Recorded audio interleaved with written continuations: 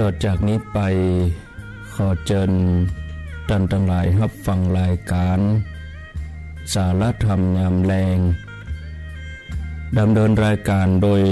พระครูอภิวัฒนวิกรมวัดปากตางเจริญ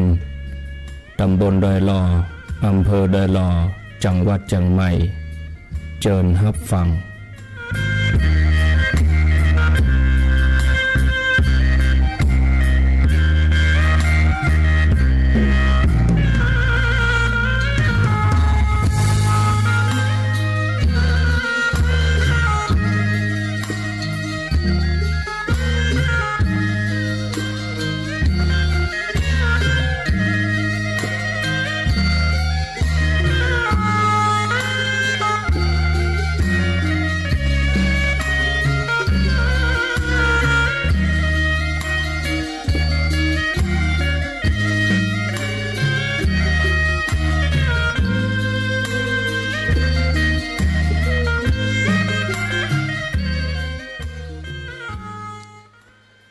ขอนอบน้อมเอากุณพระแก้วเจ้าทั้งสามประการอันมีพระพุทธพระธรรมพระสงฆ์กุณพ่อกุณแม่กุณครูบาอาจารย์กุณศีลธรรมกรรมฐานจงมาปกห่มรักษาครูบาอาจารย์พระเจ้าประสงค์ทุกรูปปกห่มรักษาปออกไม่ออกศรัทธาท่านสาธุชนคนดีผู้สนใจใฝ่ในธรรมทุกท่านขอถวายความเคารพแสดงความนับถือพระมหาเถระพระเถรานุเถระเจ้าคณะพระสังฆาธิการครูบาอาจารย์เจ้าที่เปิดวิทยุฟังอยู่ที่วัดที่ว่าเวลานี้เจริญพรศรัทธาญาติโยมท่านสาธุชนคนดีผู้สนใจใฝ่ในธรรมทุกท่านธรรมะสวัสดีสวัสดีเมื่อค่ำยามแลงยามตะวันบ่ายแก่ๆ3 โมงเป็นต้นไปมาปะกันในรายการสารธรรมยามแลงมาปะกันแล้วเนอมาแล้วมาปะกันในรายการสารธรรมยามแลงเวลาบ่าย3 โมงเป็นต้นไปจนถึงเวลา5 โมงทุกวันจันทร์ถึงวันศุกร์สำหรับวันนี้มาปะกับอาตมาภาพพระครูอภิวัฒนวิกรมวัดปากตางเจริญตำบลดอยหล่ออำเภอดอยหล่อจังหวัดเชียงใหม่เป็นผู้รับผิดชอบดำเนินรายการมาพบกับญาติโยมท่านสาธุชนคนดีทั้งหลายเป็นประจำทุกวันศุกร์วันจันทร์วันการนี่ก็เป็นตุลุงยองหรือว่าท่านชัยวัฒน์นาคเสโนวันพุธนี่เป็นช่วงสนทนาธรรมอาตมาภาพกับท่านพระครูสมเมธธรรมเสวีแต่ว่าวันพุธที่ผ่านมาวันพุธที่21นั่นบ่ได้เข้ารายการก็ยังมีอยู่เหมือนเดิมท่านพระครูสุเมธธรรมเสวีเข้ารายการกับท่านพระครูกัลยาณปาโมทย์เมื่อวันพุธที่21ที่ผ่านมานั้นแต่ว่าวันพฤหัสบดีรายการก็เป็นของท่านพระสมชาติชาตปัญโยแล้วก็ท่านพระครูสิริธรรมบัณฑิตผู้อำนวยการวิทยาลัยสงฆ์นครลำปางมจร.ลำปางตะวันนี้วันพฤหัสบดีชั่วโมงแรกเป็นท่านพระสมชาติชั่วโมงที่2ก็เป็นท่านพระครูสิริธรรมบัณฑิตที่วัดบุญยวาสวิหารมันศุกร์นี้เป็นรายการของอาตมาภาพ ตามปกติก็จะมาปะกันวันพัดกับวันศุกร์วันพัดแต่ว่าก็จัดสรรปันเวลาให้กับครูบาอาจารย์รูปอื่นตนอื่นไปสัปดาห์5 วันนี้จันทร์ถึงศุกร์ก็อาตมาก็มีเวลาวันเดียวก็คือทุกวันศุกร์เมื่อเจ้าตี 3ก็มีเวลาวันติดวันจันทร์วันการแล้วก็วันพุธวันติดนี่ก็1 ชั่วโมงวันจันทร์นี่บ่มียกเวลาให้ท่านสมชาติชาตปัญโยวันการก็ยกเวลาให้ท่านสาธิตธีระปัญโยวันพุธก็ยกเวลาให้กับพระครูสังฆลักษณ์ธนอาจรัตนศิริวัดสมณะต้นธงเมืองละปูนก็ส่วนใหญ่ก็จะเป็นรายการตี 5เนาะเมื่อเจ้าก็ม้นๆไหนได้มาปะญาติโยมครั้งหนึ่งเดือนหนึ่งเมื่อคืนนี่ก็เดือนไหนเตื้อนะบางทีก็ดูจังหวะเวลาสักเดือนก็บ่ได้จัดรายการสักกำเวลาเมื่อคืนนี่นะถ้าเป็นเวลาปกติก็ทุกวันพุธต้นเดือนก็วันพุธต้นเดือนเมื่อคืนก็ยกเวลาให้กับท่านอาจารย์ไมตรีเข้าเวชโกวัดพระพุทธบาทตากผ้าเหี่ยก็มีเวลาเหี่ยวันพุธที่3ของเดือนนะพุธที่2ของเดือนก็ท่านเจ้าคุณสุวรรณเมธีแล้วก็พุธสุดท้ายของเดือนก็เป็นสัญญาณจากวัดบุญญาวาสวิหารมจรลำปางอันนี้เป็นต้นญาติโยมหลายท่านก็สับสนเนาะจำเวลาผิดก็เอาเป็นว่าจะเป็นเวลาใดวันใดก็ตามคะแนนมีครูบาอาจารย์มาถ้าเปิ่นได้จัดรายการบอกว่าจะเป็นพระสงฆ์รูปใดญาติโยมได้ยินได้ฟังก็คือว่าพอใจเนาะเปิงใจละขอให้ได้ยินได้ฟังวิทยุจะไปเงียบก็แล้วกันแต่ว่าถ้าวิทยุดับวิทยุเงียบนี่ก็โอ้ญาติโยมเขาเดือดร้อนบ่ได้ยินได้ฟังก็โทรมาโทรหาตัวนั้นบ่ติดก็โทรหาตัวนี้โทรหาตัวนี้บ่ติดก็โทรหาตัวนั้นบ่ได้รับคำตอบก็ทำให้ญาติโยมเขากระวนกระวายโดยเฉพาะคนเฒ่าคนแก่เคยได้ยินได้ฟังแล้วถึงเวลาแล้วก็ไม่ได้ฟังก็ยุ่งบางครั้งก็วิทยุนี่บางทีญาติโยมก็ไหลไปที่อื่นถึงเวลาแล้วไหลปะก็เสาะหาบปะก็นึกว่าสถานีวิทยุดับนี่อย่างนี้เป็นต้นญาติโยมก็เลยสับสนกำเป็นอย่างเน้อญาติโยมมาปะกันแล้วได้ยินได้ฟังแล้วก็แล้วอกแล้วใจเพื่อเป็นการบ่ให้เสียเวลานำเสนอสาระธรรมะให้กับญาติโยมการที่เฮาได้เกิดมาเป็นมนุษย์เฮาต้องอาศัยบุญบารมีที่เฮาเคยสั่งสมความดีที่เฮาเคยทำกุศลมาก่อนในชาติก่อนเฮาถึงได้อัตภาพความเป็นมนุษย์ที่สมบูรณ์มีอวัยวะที่ครบถ้วน32ประการเหมาะแก่การงานทั้งหลายเมื่อเฮาได้ร่างกายที่สมบูรณ์ดีแล้ว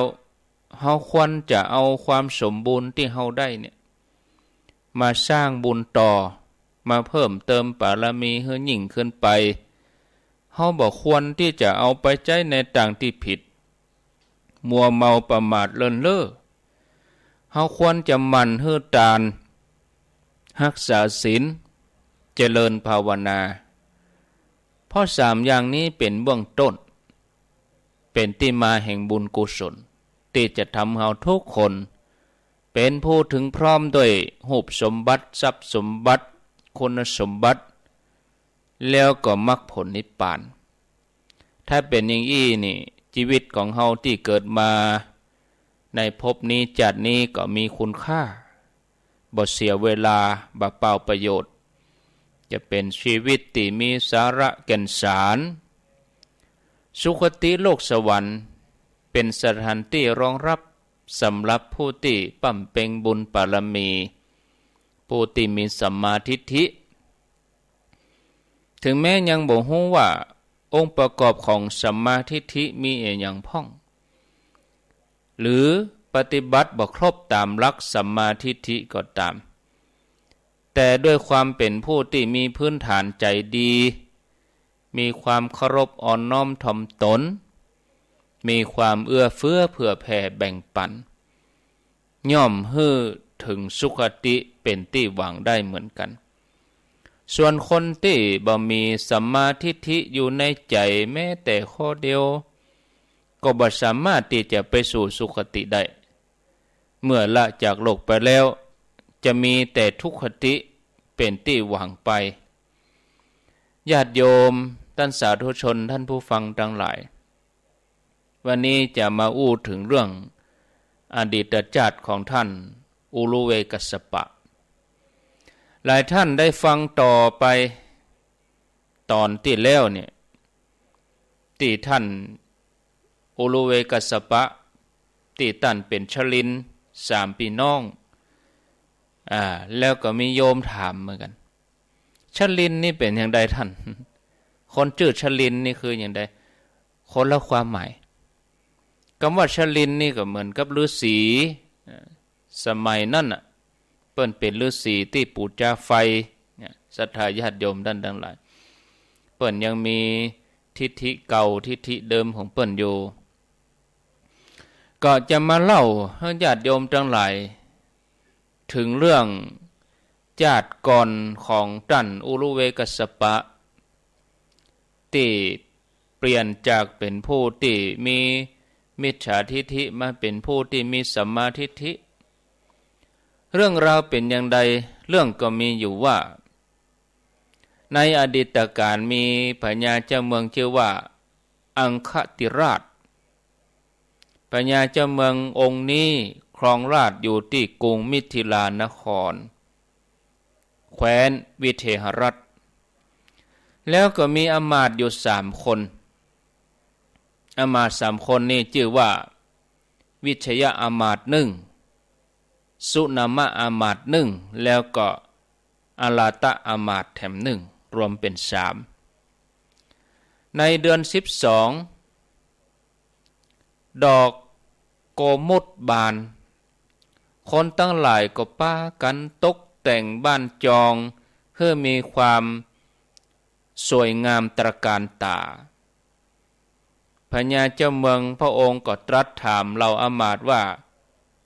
ราตรีอันงดงามน่ารื่นรมอย่างนี้เฮาจะเพลิดเพลินด้วยเรื่องอะไรอย่างกันดีก็คงจะเป็นคืนเดือนแจ้งเนาะญาติโยมเนาะ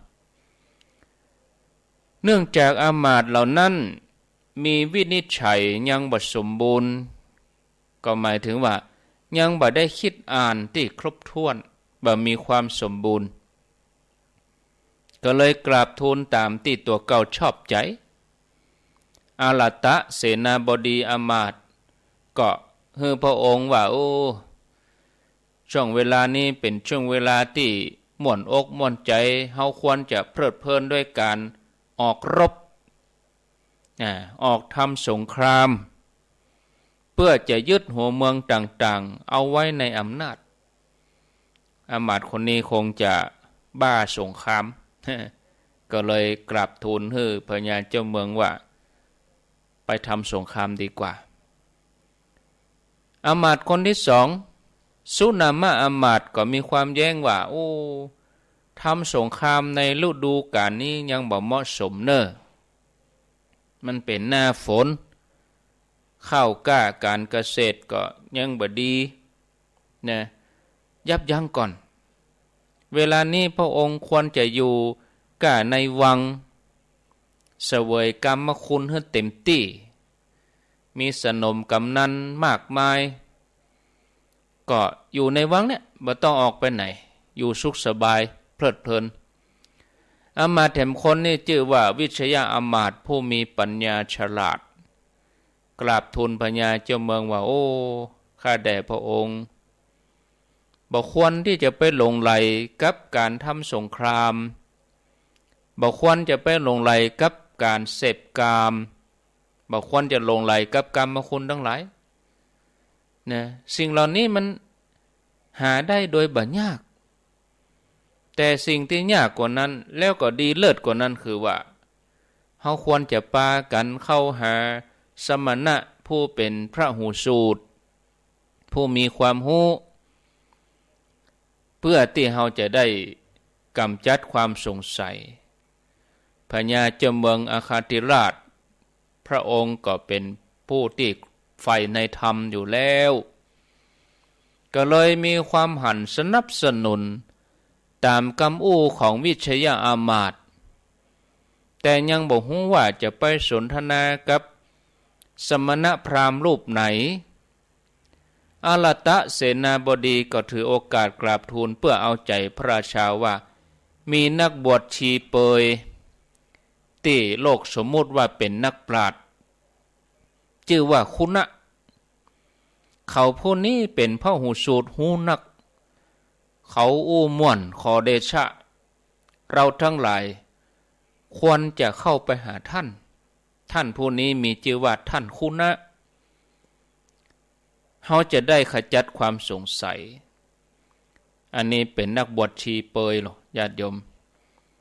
ปัญญาเจ้าเมืองฟังกรรมของอลตะเสนาบดีแล้วก็ชอบใจที่จะได้ไปสนทนาที่จะได้ความรู้กับนักบวชแต่เนื่องจากพระองค์ยังบอกรู้ว่า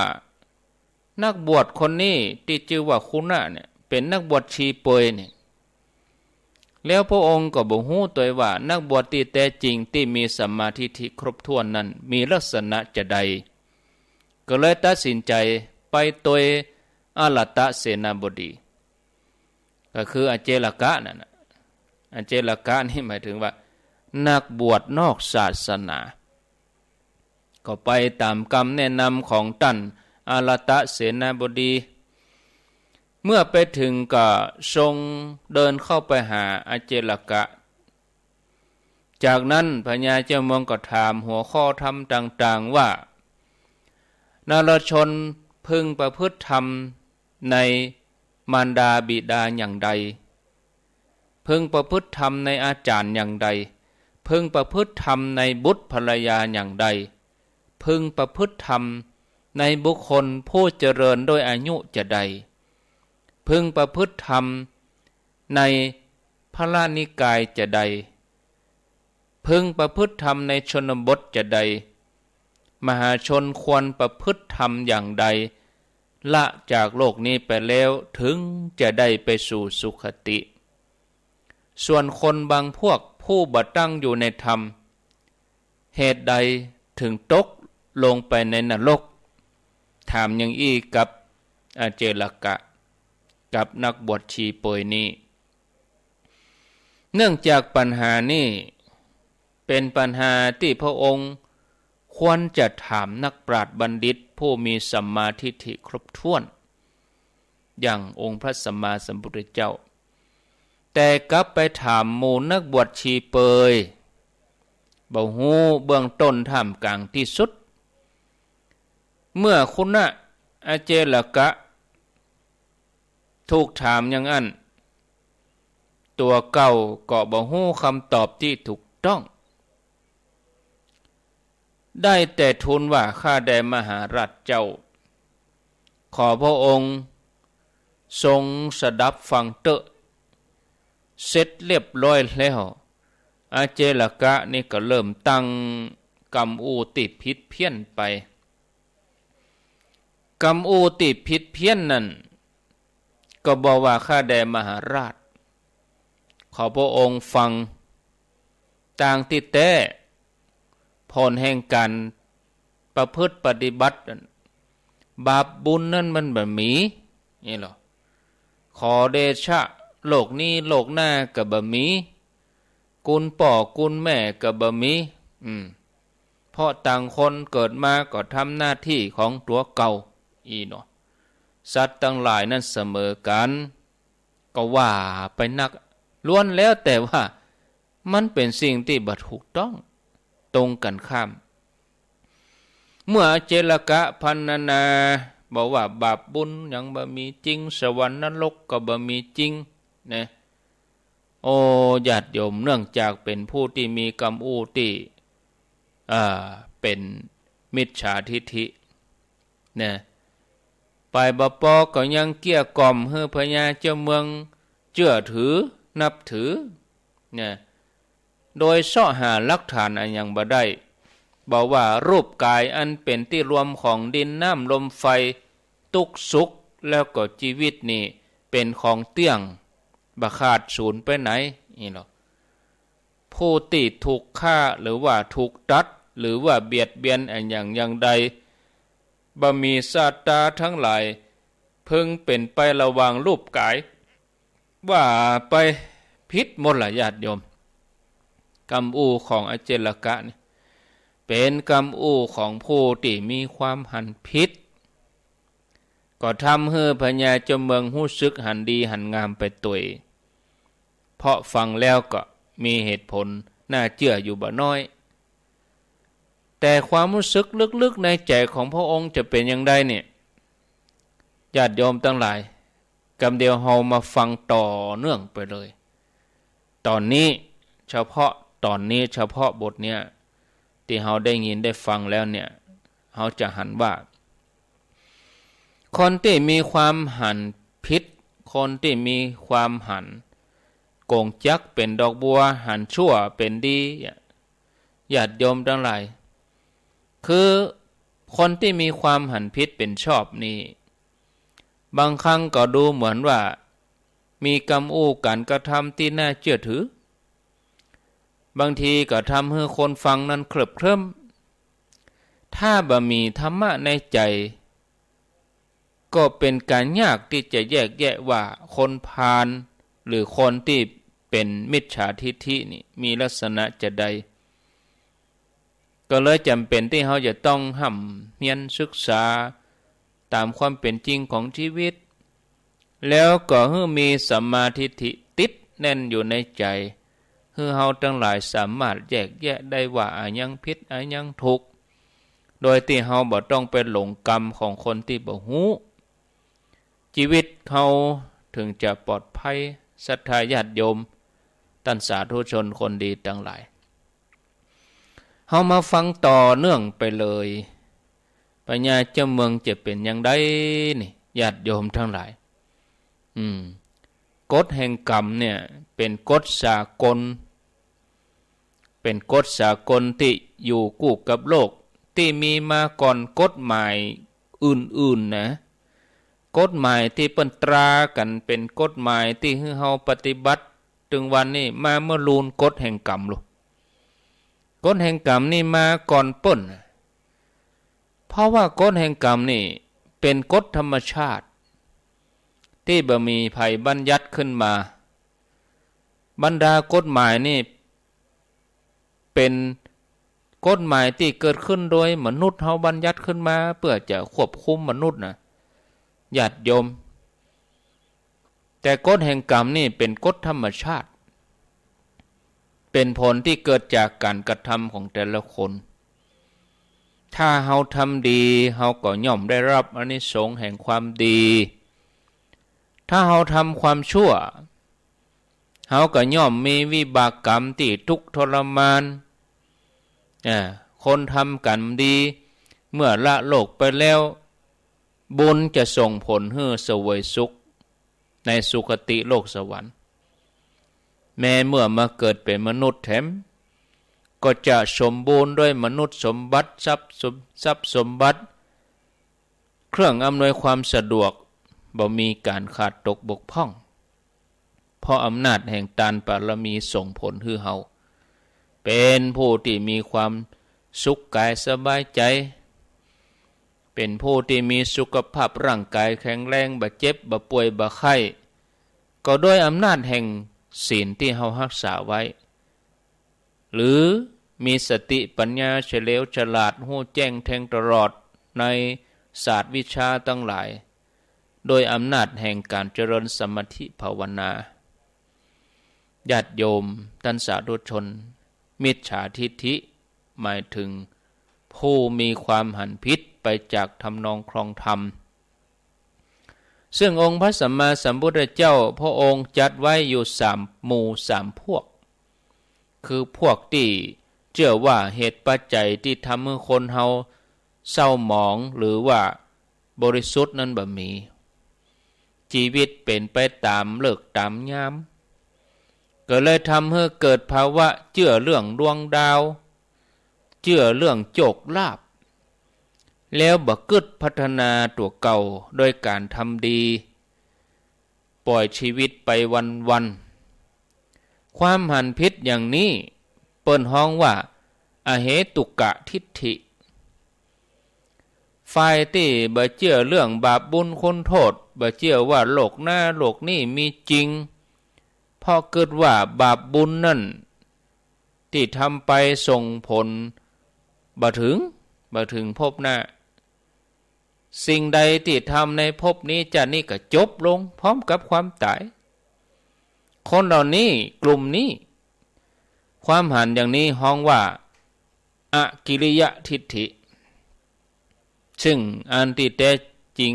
กรรมดีกรรมชั่วที่เฮาทำไว้บ่ได้จบลงเพียงจัดนี้จัดเดียวนะแต่ก็ยังส่งผลไปถึงชาติต่อไปพบต่อไปเป็นเวลาที่ยาวนานแถมกลุ่มหนึ่งแถมพวกหนึ่งคือมีความหันว่าผลของกรรมนั่นมันบ่มีก็เลยบ่ได้ประพฤติกุศลอันใดกุศลนี่ส่งผลให้ไปสู่สุคติคนเหล่านี้บ่เชื่อหรอกบ่เชื่อผลของกรรมก็เลยบ่ได้ทำทานศีลภาวนาอันนี้กลายเป็นพวกที่นัตถิกะทิฏฐิมิจฉาทิฏฐิถึง3ประเภทนี้เนี่ยห้ามสวรรค์ห้ามนิพพานบ่ได้เข้าถึงมรรคผลนิพพานเพราะหยังเพราะว่าเป็นนิยตมิจฉาทิฏฐิแต่ถ้าเป็นมิจฉาทิฏฐิอ่อนๆหมอกพอให้พอดีก็พอจะแก้ไขได้ญาติโยมตอนนี้เรามาฟังเรื่องราวของพระเจ้าอังคิตราชผู้ที่แสวงหาหนทางไปสู่สวรรค์ชั้นฟ้าที่อูไปแต่กี้อาเจลกะนี่ได้ประกาศกำอูทำให้พญาเจ้าเมืองคล้อยตาม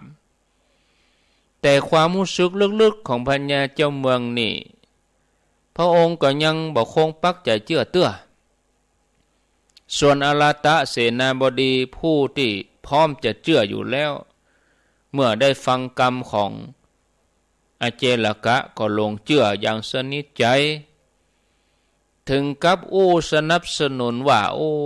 ข้าพเจ้าหันตัวกับคำของท่านอาจารย์เพราะข้าพเจ้าระลึกชาติของตัวเก่าได้ชาติหนึ่ง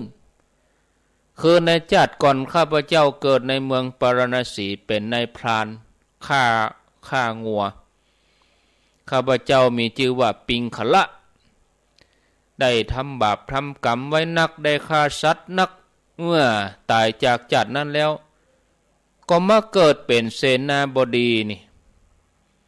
บาหันที่จะต้องตกมานรกเลยนี่ฉะนั้นบาปกรรมที่ทำไว้บ่ฮื้อผลยังได้เนี่ยญาติโยมเมื่อมีพยานได้ยืนยันสนับสนุนแถมเสียงหนึ่งบอกว่าบุญบาปบ่มีก็ทำให้พญาเจ้าเมืองนิ่งอึ้งไปขณะเดียวกันนี่ตุกตะเข็นใจคนหนึ่งมีชื่อว่าวีชกะตุกตะคนนี้มีโอกาสได้ฟังกรรมของอาเจลกะแล้วก็สนับสนุนกรรมของอามาตย์ที่มีมิจฉาทิฐิแถม1 เสียงเขาก็สะอึกสะอื้นร้องไห้เมื่อพญาเจ้าเมืองถามว่ามาให้เนี่ยหยังตุกตะคนนี้ก็กราบทูลพญาเจ้าเมืองว่าข้าแด่มหาราชข้าพระองค์ก็นึกชาติตัวเก่าได้เหมือนกันนึกถึงความสุขสบายในชาติก่อน คือชาติก่อนนี่ข้าพระองค์เกิดเป็นเศรษฐีโลอยู่ในเมืองสาเกตปุ่นข้าพเจ้าก็อยู่ในศีลห้ามาตลอดทำบุญเฮือทานมาตลอดข้าพเจ้าก็ประกอบสัมมาอาชีวะมีอาชีพที่สุจริต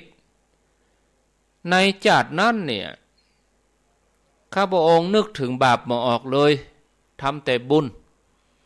เมื่อตายจากชาตินั้นแล้วก็มาเกิดในต้องของนางตุกตะดาสีโอ้มีความคัดสนเหลือเกินเกิดมาในครอบครัวคนทุกข์คนยากอยู่ที่เมืองมิถิลานครแม้แต่จะเกิดมายากจนอย่างอีกข้าพระองค์ก็ยังประพฤติดีประพฤติชอบได้ให้อาหารเกิงนึ่งแก่ผู้ที่มาขอข้าพเจ้ารักษาศีลบขาดทำประจำกรรมทั้งหลายทั้งปวงข้าพระองค์ประพฤติดีแล้วมันคงบ่มีผลในอย่างไร้ผลนะศีลนี้บ่มีประโยชน์โอ้บาปบุญคงมีจริงอย่างตันอารัตเสนาบดีกล่าวไว้ข้าพระองค์พบกับความพ่ายแพ้ปะแต่ความปราชัยเหมือนนักกีฬาที่ฝึกซ้อมมาดีแต่ก็ยังคงการกู้แข่งทุกครั้ง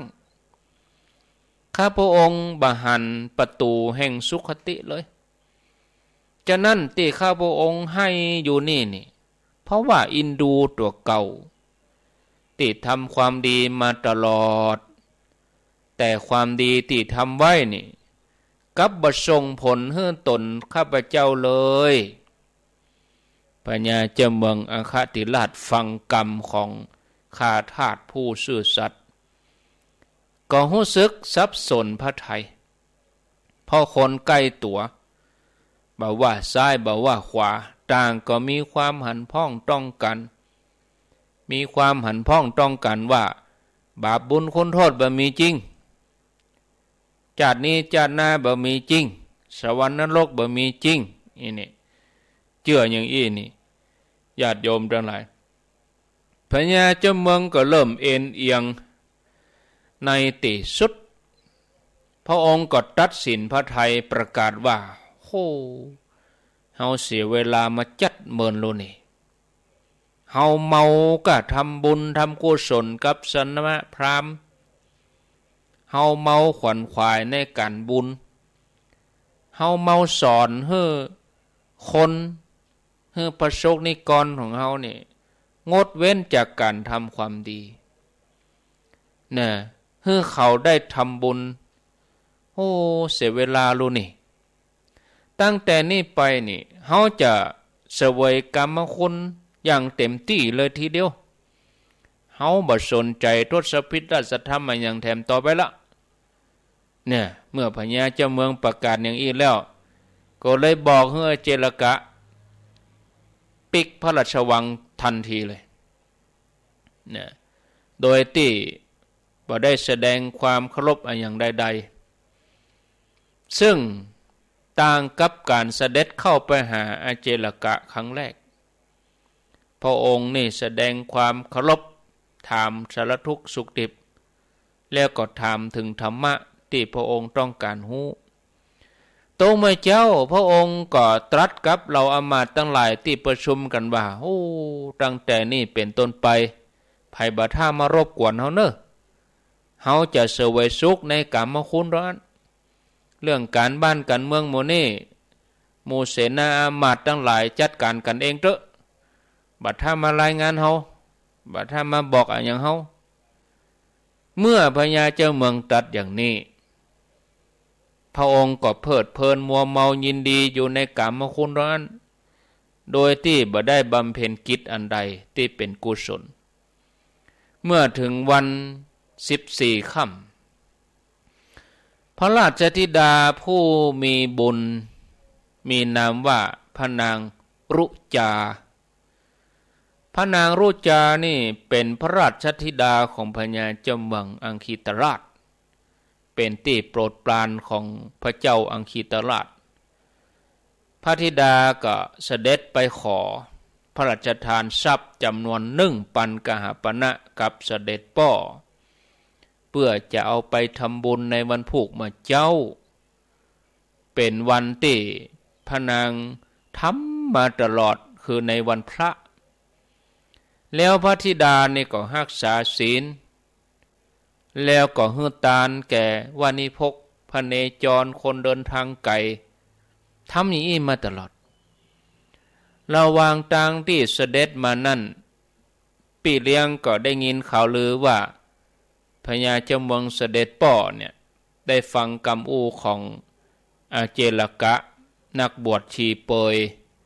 ผู้เป็นมิจฉาทิฐิพญาเจ้าเมืองสั่งลือลงทานเรียบร้อยบัดเดี๋ยวนี้บ่ได้สนใจพระราชกรณกิจอันใดมัวเมาแต่กามคุณปี่เลี้ยงก็กราบทูลพระธิดารุจาพระธิดาได้ฟังอย่างอันก็รู้สึกว่าสลดพระทัยทรงดำริว่าจะต้องแก้ไขทิฐิของพญาเจ้าเมืองฮือได้นี่ศรัทธาญาติโยม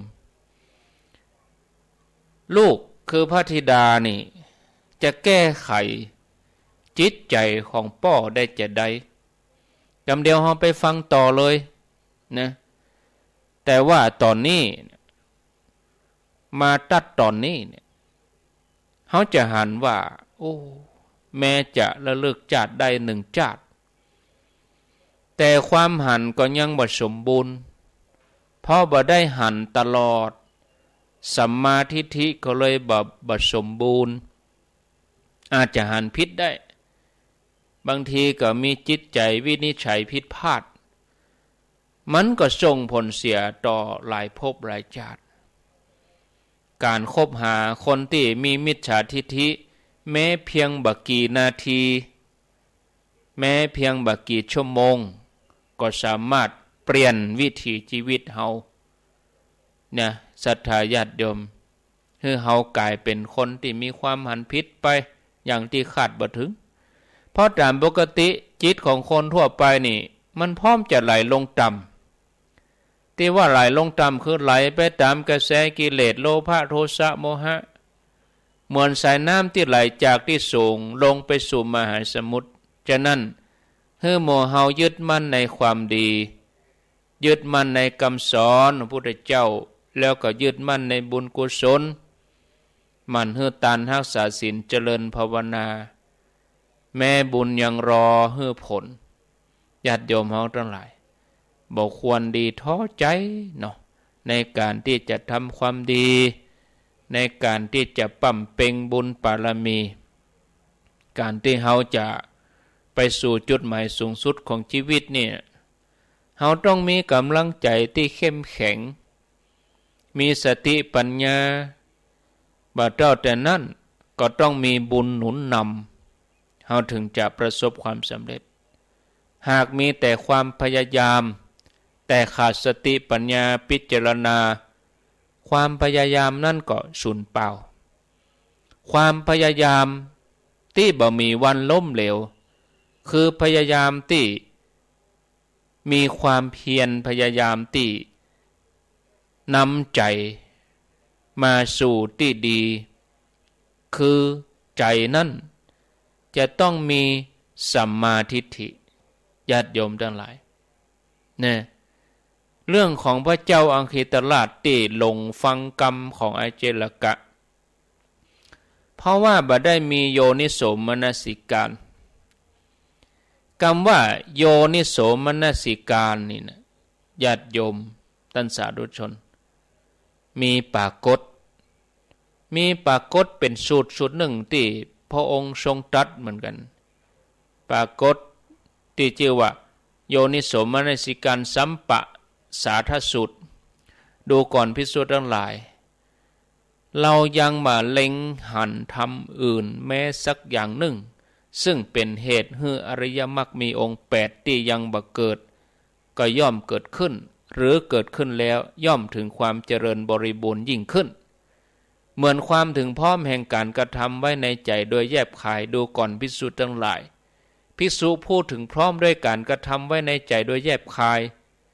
พึงหวังข้อนี้ว่าจักเจริญอริยะมีองค์8จักกระทำให้มากซึ่งอริยมรรคมีองค์8คำว่าการทำใจโดยแยบคายเนี่ยภาษาพระเปิ้นฮ้องว่าโยนิโสมนสิการ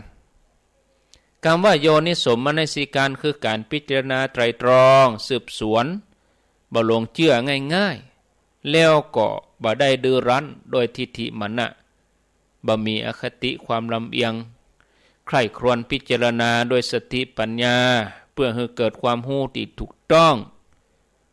ผู้ที่บ่มีโยนิโสมนสิการนี่มักจะมีความคิดตื่นคิดเพียงแค่ผลประโยชน์ที่จะได้มาจากนี้ต่ออันบ่ได้คำนึงถึงจัดหน้าพบหน้าสิ่งที่ตัวทำอยู่เนี่ยมันก็จะกลายเป็นวิบากในอนาคตต่อไปอย่างเรื่องของพระเจ้าอังคิตราชที่หลงเชื่ออเจลกะเพราะว่าบ่มีโยนิโสมนสิการบ่ได้พิจารณาไตร่ตรองให้ถ้วนทีก่อนหลงเชื่อส่วนพระราชธิดาของพระองค์จะสามารถแก้ไขปัญหานี้ได้จะใดให้พระบิดาให้พระองค์หันกลับมาเป็นสัมมาทิฏฐิได้ดังเก่าก่อเฮาก็มาฟังกันต่อไปเลยเมื่อพญาเจ้าเมืองได้ปฏิบัติอย่างนั้นคือเป็นมิจฉาทิฏฐิพระนางรุจิราราชธิดาฮู้ว่าพระราชบิดาถูกอเจลกะชีเปยเกลี้ยกล่อมให้นับถือลัทธิที่มีความหันผิดจากทำนองครองธรรมพระราชธิดาก็เสด็จเข้าไปเฝ้าป่อทันทีเลยเสด็จไปเข้าเฝ้าพระเจ้าอังคิตราชเมื่อพญาเจ้าเมืองผู้เป็นป่อทอดพระเนตรหันพระธิดาเข้ามาก็เลยถามว่าโอ้อันลูกยังอยู่ม่วนอยู่ดีอยู่ก่อลูกจะไปไหนจะไปสวนอุทยานก็ว่าจะเป็นเล่นน้ำติสะปุคลณีลูกยังม่วนใจดีอยู่กับลูกต้องการอะไรยังมาหาป่อนี่นะประเด็นนี้ลูกเอาหยังมาให้ป่อกะมาแอวหาป่อนี่ก็ว่าต้องการอะไรยังนะเขาได้เอาสิ่งของมาให้ตันอกตันใจลูกดีกอนะลูกบอกสิ่งที่ลูกชอบใจมาลูกเปิงใจอย่างข้าได้อย่างบอกป่อมานะแม้สิ่งนั้นจะเทียบเท่ากับดวงจันทร์ป่อก็หามาให้ลูกได้นะพระราชธิดาได้ฟังคำป่ออย่างนั้นก็กราบทูลว่าโอ้ข้าแด่เสด็จป่อชีวิตความเป็นอยู่ของหม่อมฉันนั้นก็อยู่สุขสบายดีอยู่แต่ว่าวันพุธเนี่ยเป็นวันศีลเป็นวันพระเป็นวันสำคัญเป็นวันเดือนเพ็ญนะลูกขอป่อพระราชทานลูกขอทรัพย์1 ปันกหปณะลูกจะได้บริจาคให้กับคนทุกข์คนยากวานิพกพเนจรตามที่เคยได้ยะได้ทำมาตลอดลูกขอตัวอีก็พอใจที่สุดแล้วป่อลูกขอเงิน1 ปันกหปณะลูกจะเอาไปทำบุญพญาเจ้าเมืองได้ฟังอย่างนั้นก็อ้ยาปฏิเสธทันทีเลยโอ้บ่ได้ลูกบ่ได้ลูกจะเอาทรัพย์หมู่นี้ไปจ่ายอย่างอีมันบ่ได้มันบ่เกิดประโยชน์ลูกเลิกทำบุญปอบัดทะยะจะไปยะอย่าไปยะลูกยังลูกควรจะเอาทรัพย์ที่ป่อฮื้อเนี่ยไปกินไปเอวกะไปกินไปเอวไปเสพสุขสนุกสนานกับลูกเฮ้ยลูกบ่ต้องไปเกิดถึงไผนะเอาความสุขของตัวเก่าจัดนี่ก็พอละบัดถ้าไปเกิดถึงจัดหน้าแล้วลูกบัดถ้ากังวลเก็บเกี่ยวเอาความสุขจัดนี่ให้เต็มที่เตอะลูกเฮ้ยว่าอีญาติโยมทั้งหลายเฮาจะหันว่าแม้ปัจจุบัน ก็มีกำอู้ทำนองนี่เหมือนกันน่ะคน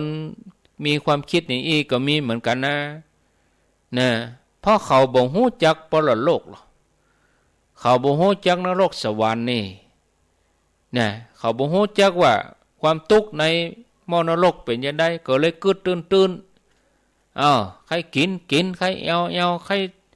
เต็มที่อ่ะตายแล้วตึมได้กินมันทุกข์อ่ะตายแล้วตึมได้กินทุกข์แต่อันนี้มันกำอู้ทุงแต่ว่าหลังจากตายนี่ก็ที่มีความคิดอย่างอี้เนี่ยญาติโยมที่เป็นอย่างอี้เป็นการกระทำที่พอใกล้เพียงหน้าแข้งหัวเข่าบ่ได้มองกันไกลเนี่ยชีวิตย่อมบ่ปลอดภัยนะเราต้องศึกษาไว้ให้ดีบ่ควรไปหลงไหลกับเพียงต่ออันน่ะแต่เราต้องไปตุกถาวรน่ะญาติโยมเพราะมันบ่คุ้มจากนั้นพญาเจ้าเมืองอังคิตราชก็เอาเรื่องของอลตะเสนาบดีมาเล่าให้ลูกฟังคือพระราชธิดาได้ฟังบอกว่าจาติแล้วเนี่ยเสนาบดีคู่ใจป่อเนี่ยนะเสนาบดีกู้ใจทำแต่บาปศีลนี่ถึงบ่ครบสักข้อนี่นะบ่มีศีลบ่ทำบุญอะไรยังชาตินี้ยังเกิดมาเสวยสุขได้มาเป็นอมาตย์ได้มาเป็นเสนาบดีอยู่สุขสบายอันนี้ตัวอย่างหนึ่งนะคนที่ทำชั่วได้ดีแล้วก็มีแถมคนหนึ่งเป็นข้าทาสเป็นตัวอย่างที่สองของการทำความดีแล้วบ่ได้ผลดีเพราะชาติที่แล้วนี่เขาอุตส่าห์ทำความดีจนนึกถึงบาปบ่ออกแต่กลับต้องมาเกิดเป็นคนทุกข์คนยากแม้ในชาตินี้เขาก็ยังบ่ละทำความดีหมั่นฮือตันรักษาศีลเป็นประจำแต่ก็ยังเป็นคนใจอยู่หั่นการกินการว่าก็ฝืดเครื่องเหมือนเดิมลูกฮักฉะนั้นอาเจลกะนี่ถูกแล้วนะโลกนี้บ่มีโลกหน้าบ่มีพ่อแม่บ่มีกุลสัตว์ทั้งหลายพุทธเกิดบ่มีสมณะผู้ยินดีมีความพร้อมเพียงกันผู้ปฏิบัติชอบย่อมบ่มีปรโลกนี่บ่มีฉะนั้นเมื่อปรโลกบ่มีลูกจะเฮือตานไปยังลูกจะรักษาศีลไปยังมาเตอะลูกสุขสำราญเอาเต็มที่จาดนี้ก็พอจะไปเกิดมันจาดหน้าไว้อีกเมื่อพระธิดาฟังแล้วก็ยังบักคล้อยตามเพราะว่าพระธิดานี่เข้าใจเรื่องกฎแห่งกรรมแล้วยังสามารถย้อนหลังปิกไปถึง7 ชาติได้แล้วก็ไปตั้งหน้าหู้ถึงอนาคตแถม7 ชาติก่อนนี่ศรัทธาญาติโยมฉะนั้นสัมมาทิฏฐิของพระธิดานี่ก็เลยสมบูรณ์สามารถหันถึงกฎแห่งกรรมได้ชัดเจนแต่ละภพแต่ละชาติเป็นเหตุเป็นผลกันพระราชธิดาก็เลยกราบทูลพระบิดาว่าเสด็จพ่อเมื่อก่อนลูกก็เกิดอย่างเอี้ยนะเมื่อก่อนลูกเพียงได้ยินเต่าเอี้ยนะแต่วันเนี้ยลูกได้หู้ได้หันประจักษ์แก่ตัวผู้ใดคบคนพาลผู้นั้นก็จะพาลไปตัวผู้ใดที่อยู่กับคนหลงผิดก็จะหลงผิดไปตัวหลงไปตามคนนั้นที่เขาแนะนำก็ยิ่งหาตั้งออกบปะ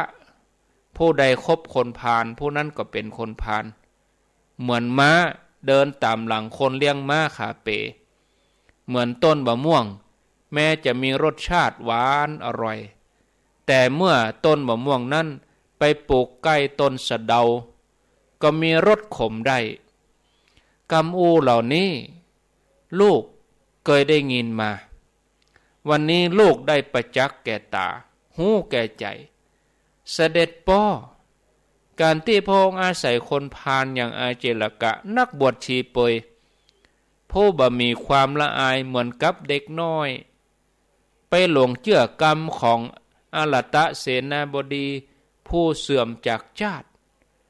แล้วบ่ต่อจากนั้นไปคบกับชีวกะอย่างนี้มันบ่สมควรจะไหนเสด็จป่อพระองค์ไปหลงเชื่อคนเหล่านี้เล่าขอเสด็จป่อ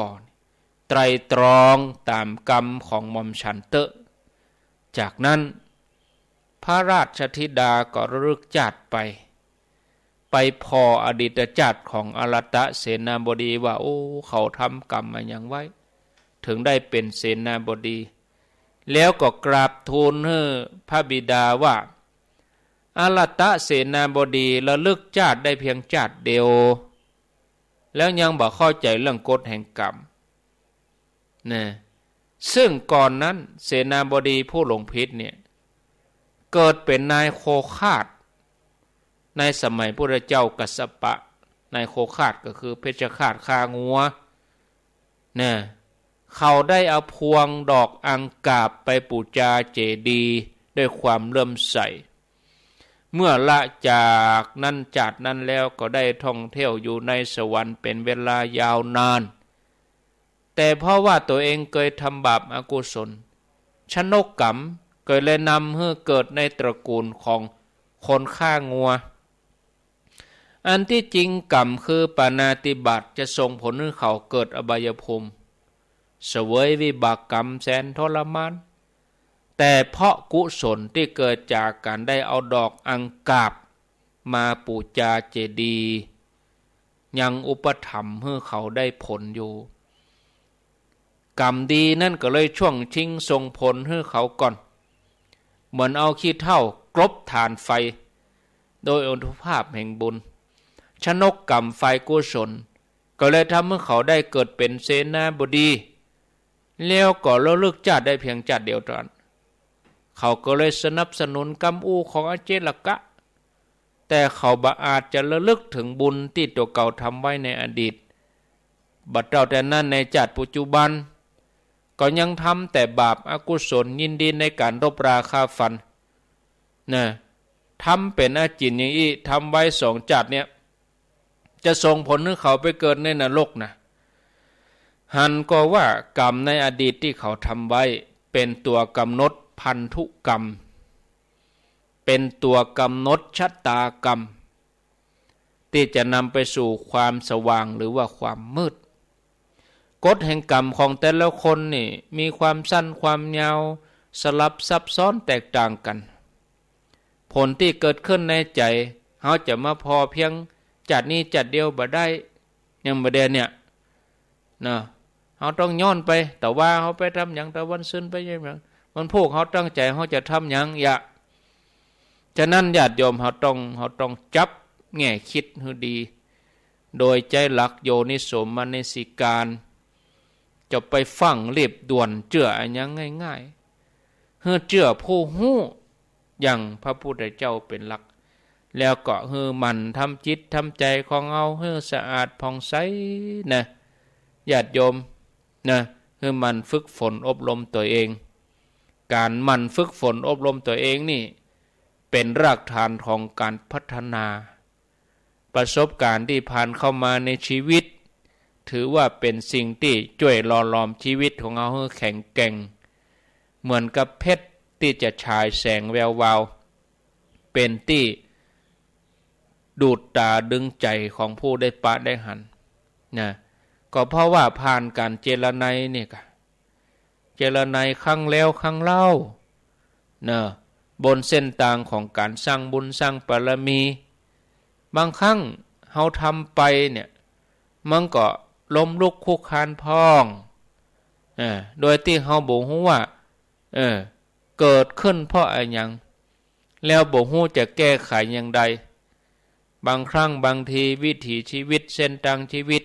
ก็อาจจะดูมืดมนอนตการการที่เฮาทำใจให้หยุดนิ่ง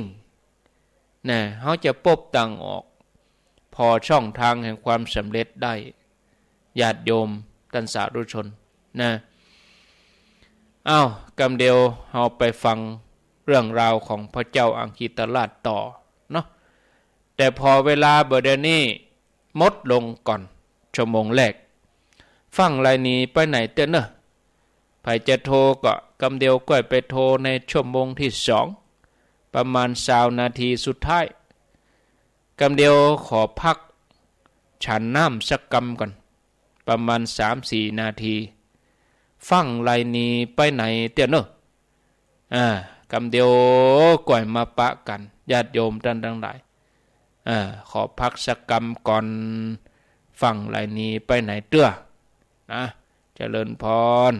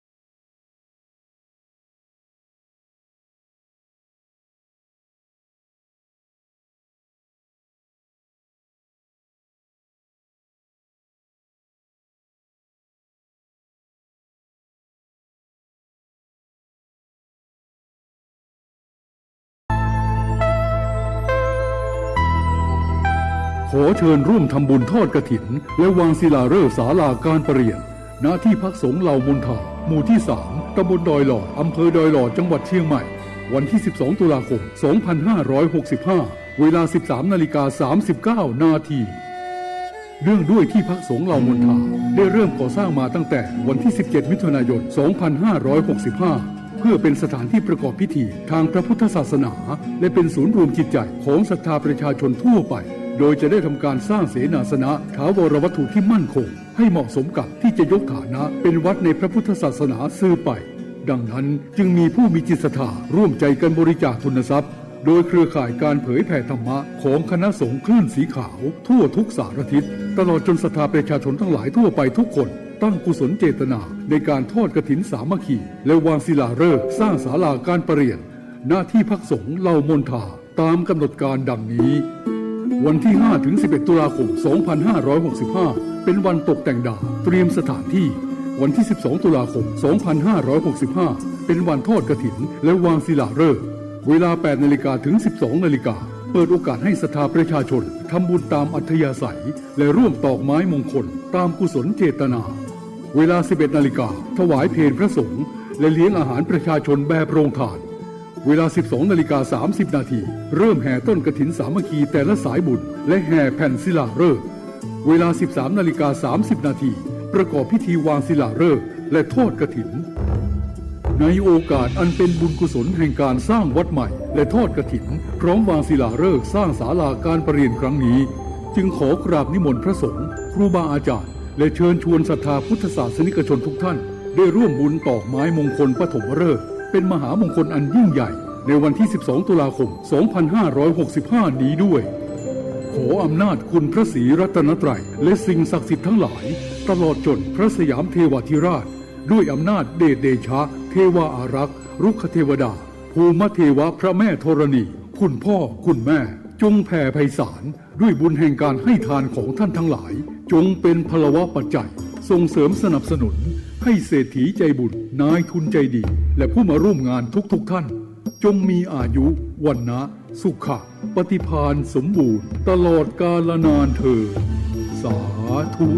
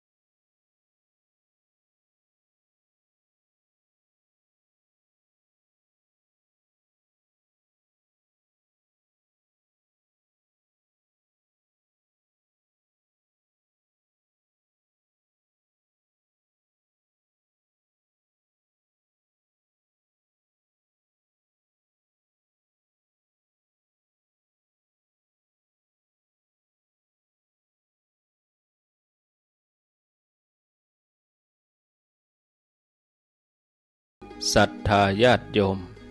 ท่านสาธุชนคนดีต่างหลายทุกท่านได้พักฉันน้ำเดินไปเดินมาเหยียดเส้นหยืดสายเกาะผ่อนคลายหมดไปแล้ว1 ชั่วโมงได้ได้จ๋าดำเนินรายการปบปะศรัทธาญาติโยมผ่านไป1 ชั่วโมงก็มาอยู่ด้วยกันแถมชั่วโมงที่2ญาติโยมกำลังรับฟังรายการสารธรรมยามแลงดำเนินรายการโดยอาตมาภาพพระครูอภิวัฒนวิกรมวัดปากด่างเจริญตำบลดอยหล่ออำเภอดอยหล่อจังหวัดเชียงใหม่มาต่อกันในชั่วโมงที่2ญาติโยมทั้งหลายมาอู้ถึงเรื่องของพระเจ้าอังคิตราชยังบ่จบแต่เตือนเนอะพระเจ้าอังคิตราชที่คล้อยตามลงเจื้ออาเจลกะผู้มีมิจฉาทิฏฐิตอนนี้เฮามาศึกษาเรื่องราวของสัมมาทิฏฐิต่อได้เล่าค้างไว้ตอนที่ชั่วโมงแรกตะกี้พระธิดาของพญาเจ้าเมืองอังคิตราชมีความฉลาดเฉียบแหลมเพื่อแก้ไขความหันผิดของพระราชบิดา เฮอปิกมาเป็นผู้มีสัมมาทิฏฐิแต่ดูเหมือนว่าพระราชบิดาก็ยังบ่เชื่อลูกสาวแต่เตื้อเพราะว่าพระองค์คล้อยตามคำสอนของอาเจลกะพระเจ้าอังคิตราชก็แย้งว่าลูกเฮยสิ่งที่ลูกอู้นั่นก็ถูกนะมาอู้ถึงหมดนี่มันก็ถูกแต่ป้อได้หันตัวอย่างทำดีแล้วบ่ได้ดี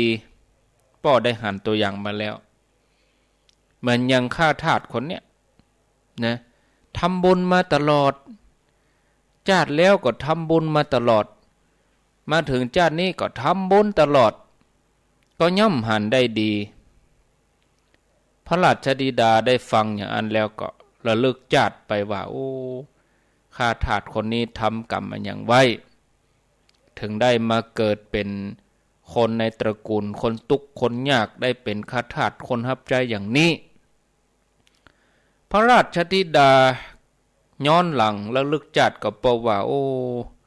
ในสมัยพระพุทธเจ้าชื่อว่ากัสสปะข้าทาสคนนี้เคยเกิดเป็นนายโคบาลนายโคคาดคือเป็นคนฆ่างัววันหนึ่งเอี่ยวเสาะหางัวที่หลงเข้าไปในป่าขณะที่เขาเสาะหางัวสายตาก็สอดเสาะหาด้วยความกระวนกระวายก็มีพระหลงทางเข้าป่ามา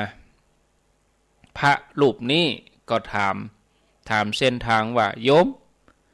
อาตมาหลงทางมาเนี่ยโยมปอจะบอกได้ก็จะออกจากป่านี่ได้จะใดอาตมาหลงทางมาแต่ด้วยความใจจดใจจ่อที่เสาะหางัวแล้วก็เสาะหาก็บ่ปะก็เลยบ่ได้ใส่ใจในการตอบเมื่อโดนพระถามแล้วถามอีกนายโคบาลนี่ก็เลยโกรธแล้วก็ด่าพระว่าโอ้ตัวเจ้าตัวนี้ก็มาเศร้าสิคงเคยเป็นข้าทาสมาก่อนเนาะว่าอีญาติโยมเด้อนะซึ่งปกตินายโคบาลนี่เป็นคนใจบุญคนหนึ่งเขาชอบทำบุญถวายทานแก่พระสงฆ์เขาก็ชอบช่วยเหลือคนทุกข์คนยากแต่ด้วยความงุดหงิดนะทำให้เขาเนี่ยพลั้งกำอู้ไปบอกว่าโอ้พระตนนี้ก็มาเศร้าซีถามเนี่ยอย่างล่ำเรือคงจะเคยเป็นข้าทาสกันหะว่าอีกฉะนั้นก่อนตายเขาก็นึกถึงบุญกุศลที่เขาเคยทำไว้บุญก็ส่งผลให้ไปเกิดเป็นลูกเศรษฐีที่เมืองสาเกตโดยความที่เป็นคนที่คุ้นเคยกับการทำความดีอยู่แล้วแม้ได้เป็นเศรษฐีก็ยินดีในการฮือทานมาในจาตินี้กรรมที่เคยด่าพระก็ตวยมาตันยังฮือต้องเกิดเป็นทาสนะเมื่อเขาบ่ฮู้ความจริงชีวิตของเขาอย่างท่องแท้ก็เลยกึดเหมารวมไปว่าทำดีแล้วบ่ได้ดีหลังจากที่พระราชธิดาได้ติเตียนอาเจลกะแล้วก็ติเตียนอาลัตตเสนาบดีพระธิดาก็ตรัสสรรเสริญพระบิดาว่าขอเดชะเสด็จพ่อพระองค์มีปรีชาสามารถทรงเป็นบัณฑิตนักปราชญ์จะมาเป็นหมู่เป็นพวกคนพาลเหล่านี้คนที่มีทิฏฐิเลวทรามเหล่านี้ได้อย่างใดถ้าสัตว์จะบริสุทธิ์โดยการท่องเที่ยวในสังสารวัฏการบวชของอาเจลกะนี่ก็ไร้ประโยชน์เมื่อการบวชไร้ประโยชน์ทำไมอาเจลกะจึงต้องละกามคุณห้าออกบวชเป็นชีเปยที่บ่มีความละอายการที่อาเจลกะมีความหันอย่างนี้ ก็เพราะว่าถูกโมหะครอบงำเหมือนแมงเม่าที่หันไฟแล้วก็บินเข้าไปบ่ฮู้ถึงตุกใหญ่ที่มีอยู่บนกองไฟก็เลยล่าเริงยินดีในการกางปีกมุ่งเข้าสู่กองไฟอาเจลกะต้องประสบกับความทุกข์ใหญ่ขอพระองค์เสด็จพ่อจะไปเชื่อกรรมของคนพาลเหล่านี้เนอะเพียงพ่อได้ฟังกำอู้ของเจลกะคนที่บ่ฮู้แท้ต่างปากันปฏิเสธบาปบุญคุณโทษปฏิเสธบาปกรรมข้าแด่พระบิดาเหือของปอกาที่บรรทุกสินค้านักเกินไปย่อมสามารถจมลงในมหาสมุทรได้ฉันใดคนตั้งหลายสั่งสมบาปกรรมทีละน้อยละน้อยย่อมปาบาปอันนักยิ่งจมลงในนรกฉันนั้นบาปอกุศลอันนักของอรตเสนาบดียังรอคอยการให้ผลอยู่แต่ที่เขาเสวยสุขอยู่มาถึงตอนนี้เพราะผลบุญที่เคยทำไว้บัดนี้ผลบุญของอรตเสนาบดีใกล้จะหมดแล้วเสด็จพ่อก็เลยยินดีในการทำบาปเมื่ออกุศลให้ผลเขาจะเข้าถึงทุกขติแน่นอนส่วนคนที่สั่งสมบุญไว้แม้ทีละน้อยละน้อยย่อมไปสู่เทวโลกผู้ยินดีในกุศลย่อมไปสู่สวรรค์เปรียบเหมือนตาจั่งที่กำลังจั่งของย่อมต่ำลงข้างหนึ่งเมื่อเอาของนักออกไปแถมข้างหนึ่งที่มันต่ำก็จะสูงขึ้นมาข้าทาสยินดีในกุศลมีความปราโมทย์ใจเมื่อบาปกรรมที่เคยทำไว้หมดไปเขาก็จะได้ถึงเทวโลกพระเจ้าข้าเสด็จพ่อพระเจ้าอังคีตราชได้ฟังกรรมพระราชธิดาก็นิ่งไปเลยนะพระเจ้าอังคีตราชจะเปลี่ยนพระทัยได้ก่อเขาก็มาลุ้นกันต่อแถมไหมญาติชมทั้งหลายเนาะเขาจะหันว่าโอ้การระลึกชาติย้อนหลังไปหนึ่งชาติจะไปเกิดว่าจะทำให้สัมมาทิฏฐิบริบูรณ์เพราะเรื่องของกรรมมันมีความสลับซับซ้อนตึงต่างกรรมต่างบาละแต่ละคนที่ทำกรรมแตกต่างกันไปหลายรูปแบบวิบากแห่งกรรมของแต่ละคนก็เลยบ่เหมือนกันอันนี้ขนาดระลึกชาติของตัวเองได้ยังบ่เคยเชื่อเรื่องกฎแห่งกรรมฉะนั้นคนที่ยังระลึกชาติบ่ได้ก็ต้องเชื่อคนฮู้ที่เปิ่นไปมาก่อนเปิ่นได้ฮู้ได้หันมาก่อนใช้สติปัญญาพิจารณา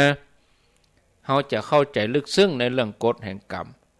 ก็ตัวเมื่อเขาลงมือปฏิบัติจนได้เข้าถึงจิตอันเป็นสมาธิแล้วเขาจะได้เข้าใจอย่างแจ่มแจ้งนะศรัทธาญาติโยมท่านสาธุชนทุกคนทุกท่านชีวิตหลังความตายก็ยังเป็นความลับกันอยู่ความบ่ฮู้ว่าตายแล้วไปไหนเหมือนกับคนตาบอดขึ้นต้นไม้บางครั้งบางทีบังเอิญผาดพังตกลงมาขณะที่ตกลงมาก็อกสั่นขวัญหายอกสั่นขวัญแขวนบ่ฮู้ว่าจะตกไปใส่บางหินกะตกใส่ต้นไม้กิ่งไม้กะคนส่วนใหญ่ก็เหมือนเดียวกันเมื่อเกิดมาแล้วย่อมชื่อว่าพลัดตกไปสู่ความตายทันทีวันเดือนปีที่ผ่านไปกลืนกินชีวิตนำความชราความแก่เข้ามาใกล้เฮาทุกขณะจะเลวหาคนจ้วยเพื่อพ้นจากความแก่ชรานั้นมันบ่มีเพราะทุกคนนี่ล้วนจะต้องพลัดพรากจากกันไปในที่สุดอันนี้มันเป็นธรรมชาติญาติโยมทั้งหลายพระราชธิดาพระนางรุจราชธิดาได้บอกให้เสด็จพ่อพระบิดาของเปิ้นเพื่อให้พระองค์ได้ปลดเปลื้องจากความหันพิษคือบ่ให้ไปคบกับอาเจลกะอันเป็นเจ้าลัทธิมิจฉาทิฏฐิแ แต่ดูเหมือนว่าพระเจ้าอังคิตราชพระบิดาก็ยังคงเชื่อมั่นในคำสอนของอาเจลกะการคบหาคนพาลก็เหมือนกันผ้าที่ห่อซากศพจะนำไปซักไปล้างโดยกรรมวิธีธรรมดาได้บ่ได้จำเป็นต้องใส่ผงซักผ้าต้องใจน้ำยาขจัดคราบ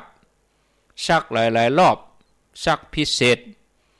ฉะนั้นพระนางก็เลยต้องใจคติใจสติปัญญาแล้วก็อาศัยเวลาในการที่จะเปลี่ยนจิตเปลี่ยนใจของพระบิดาให้มาเป็นบุคคลที่มีสัมมาทิฏฐิพระนางรุจิราราชธิดาได้เล่าเรื่องในอดีตให้ฟังแถมว่าข้าแด่เสด็จพ่อหม่อมฉันระลึกชาติได้ว่าตัวเก่าได้ท่องเที่ยวมาแล้ว7 ชาติแล้วก็ระลึกชาติในอนาคตได้แถม7 ชาติฉะนั้นหม่อมฉันเชื่อว่าโลกนี้โลกหน้ามีจริงเชื่อผลของกรรมดีกรรมชั่วในชาติที่7หม่อมฉันเกิดเป็นลูกของช่างทองได้คบคนพาลเป็นสหายก่อกรรมทำไว้มากมายเอี่ยวคบจู้กับภรรยาของชายอื่นกรรมนั้นก็ยังบ่ฮื้อผลทันทีเตื้อเหมือนไฟที่ถูกขี้เต้ากลบไว้พบชาติถัดมาหม่อมฉันได้เกิดในวังในเมืองโกสัมพีเป็นลูกบ่าวคนเดียวเกิดในตระกูลเศรษฐีได้รับความเคารพนับถือจากคนตึงเมืองชาตินั้นเนี่ยหม่อมฉันก็คบมิตรสหายที่ยินดีในการสั่งสมบุญได้คบผู้ที่เป็นบัณฑิตเขาได้แนะนำให้รักษาศีลได้ให้ทานกรรมก็ยังบ่ได้ให้ผลเตื้อขุมทรัพย์ที่ฝังไว้ใต้น้ำก็ยังบ่ได้นำเอาออกมาใช้เพราะกรรมที่ได้พิษลูกพิษเมียเพราะกรรมที่ไปคบจู้ที่เคยทำมาหลังจากที่หม่อมฉันจุติตายจากตระกูลเศรษฐีนั่นก็เฮือไปตุกทรมานในหม้อนรกชื่อว่าโลลุวะมหานรกเป็นเวลายาวนานได้รับความทุกข์แสนสาหัสบ่มีความสุขเมื่อพ้นจากนรกแล้วก็ต้องมาเกิดเป็นลาเมื่อเกิดเป็นลาก็ถูกถอนถูกทำหมันแล้วก็ถูกใช้งานตลอดชีวิตเมื่อตายจากชาติที่เป็นลาก็มาเกิดกำเนิดเป็นสัตว์เป็นลิงอยู่ในป่าวันที่เกิดนี่หมูลิงได้เอาหม่อมฉันไปให้หัวหน้าลิงเมื่อหัวหน้าลิงหันใส่ก็บ่ชอบใจหัวหน้าลิงนี่ก็มากัดลูกอัฐะจนขาด กัดไข่จนปุดเลยหม่อมฉันก็เลยกลายเป็นลิงที่โดนตอนลิงนี่มีไข่ตั้งแต่นั้นเป็นต้นมาเมื่อตายจากชาติที่เป็นลิงก็ได้มาเกิดเป็นงัวเกิดเป็นงัวก็โดนป้นตอนแถมเนี่ยโดนทำมันเนื่องจากเป็นงัวที่แข็งแรงเอามาใส่ล้อก็โดนใส่ล้อจนตายอันนี้เป็นเพราะกรรมที่ยังฮือปอใจอื่นทุกอกทุกใจกรรมที่ไปคบจู้กับภรรยาเขาในชาติก่อนเมื่อตายจากชาติที่เป็นงัวก็ได้มาเกิดเป็นผู้ที่มีจิตใจสองเพศแต่ว่ามีฐานะในชาตินั้นพ่อแม่และญาติของหม่อมฉันก็ต้องได้รับความอับอายในความที่เป็นบุคคลสองเพศตั้งแต่ชาตินั้นมาหม่อมฉันก็เลยบ่ได้ประพฤติผิดในกามแถมต่อไปเมื่อตายจากชาตินั้นได้มาเกิดเป็นนางฟ้าอัปสรอยู่บนสวรรค์ส่วนนันทวัน บนสวรรค์จันดาวดึงส์เป็นผู้มีความฉลาดในการฟ้อนรำนะหลังจากจุติจากสวรรค์จันดาวดึงส์แล้วบุญที่เกิดทำไว้ก็ได้มาเกิดเป็นลูกเศรษฐีเมืองโกสัมพีเมื่อจุติตายจากสวรรค์จันดาวดึงส์ก็เวียนว่ายแต่เกิดในสองภพภูมินี้ต่ออันระหว่างมนุษย์กับเทวดาอยู่ไปแถม7 ชาติต้องมาเกิดเป็นแม่หญิงแถม6 ชาติพ่อกรรมที่นอกใจคู่ครองตัวเองเนี่ยที่เคยทำไว้นะมาถึงชาติที่7ไปถึงจะได้เกิดเป็นเทวบุตรถึงวันนี้นางฟ้าอัปสรทั้งหลายก็ได้ร้อยพวงมาลัยมามอบให้กับเทวบุตรชื่อว่าชวะผู้เป็นว่าที่สามีของหม่อมฉันอยู่ในสวนนันทวันปุณบัดนี้อายุของหม่อมฉันผ่านไป16 ปีแต่16 ปีนี้เป็นเวลาเพียงน้อยนิดเท่าอันของเทวดาในสวรรค์จันดาวดึงส์เพราะว่า100 ปีในเมืองมนุษย์เท่ากับ1 วัน1 คืนของสวรรค์จันดาวดึงส์ฉะนั้นกรรมทั้งหลายย่อมติดตัวไปกู้ชาติเพราะว่ากรรมดีกรรมชั่วเมื่อยังบ่ฮื้อผลก็ยังบ่ฮื้อความพินหัดความดีอันใดต่อจากนั้นพระราชธิดาก็ยังอธิบายธรรมขึ้นไปเรื่อยๆพระราชธิดาเมื่อได้เล่ากล่าวธรรมพระเจ้าอังคีตราชได้ฟังคำอู้ของพระราชธิดาก็รู้สึกปลื้มพระทัยเมื่อรู้สึกปลื้มพระทัยก็ญาติโยมปลดเปลื้องความเป็นมิจฉาทิฐิออกไปได้เมื่อพระราชธิดาทอดพระเนตรหันว่าเสด็จพ่อนะได้ลดละมิจฉาทิฐิไปแล้วนะญาติโยมทั้งหลายคนเฮานี่บัดแต่บอกว่าจะมายอมกันได้ง่ายๆนี่มันก็จัดยากเหมือนกันเนาะศรัทธาญาติโยมเนี่ย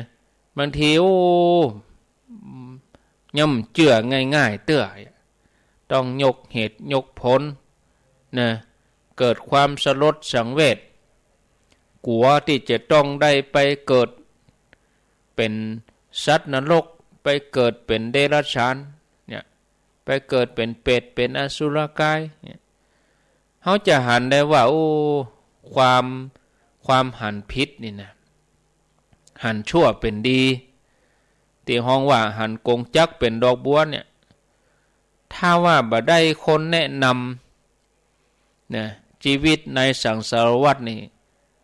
ก็คงจะมีแต่ความมืดมนอนตการนับว่ามันเป็นอันตรายหมู่เฮาบ่ควรประมาทดาบใดที่เฮายังบ่หลุดพ้นจากกิเลสอาสวะผู้คนมีโอกาสที่จะถูกกิเลสนั้นครอบงำบังคับให้เฮาทำผิดพลาดถ้าเฮาบ่อยากจะเป็นผู้ที่หลงผิดเฮาต้องหมั่นทำจิตทำใจของเฮามุ่งตรงเข้าสู่พระนิพพานพุ่นเลยมันประพฤติปฏิบัติเข้าถึงพระรัตนตรัยชีวิตการสร้างบุญสร้างบารมีของเฮาจะได้ปลอดภัยและเฮาไปก็จะไปอย่างผู้มีชัยชนะนะศรัทธาญาติโยมท่านสาธุชนเนาะเอาแล้วพอเวลาแล้วมาก็มนนักแก่ชั่วโมงเกิงเป็นธรรมะล้วนๆเลยเนาะธรรมะให้ญาติโยมทั้งหลายฟังเอาละบ่เนาะ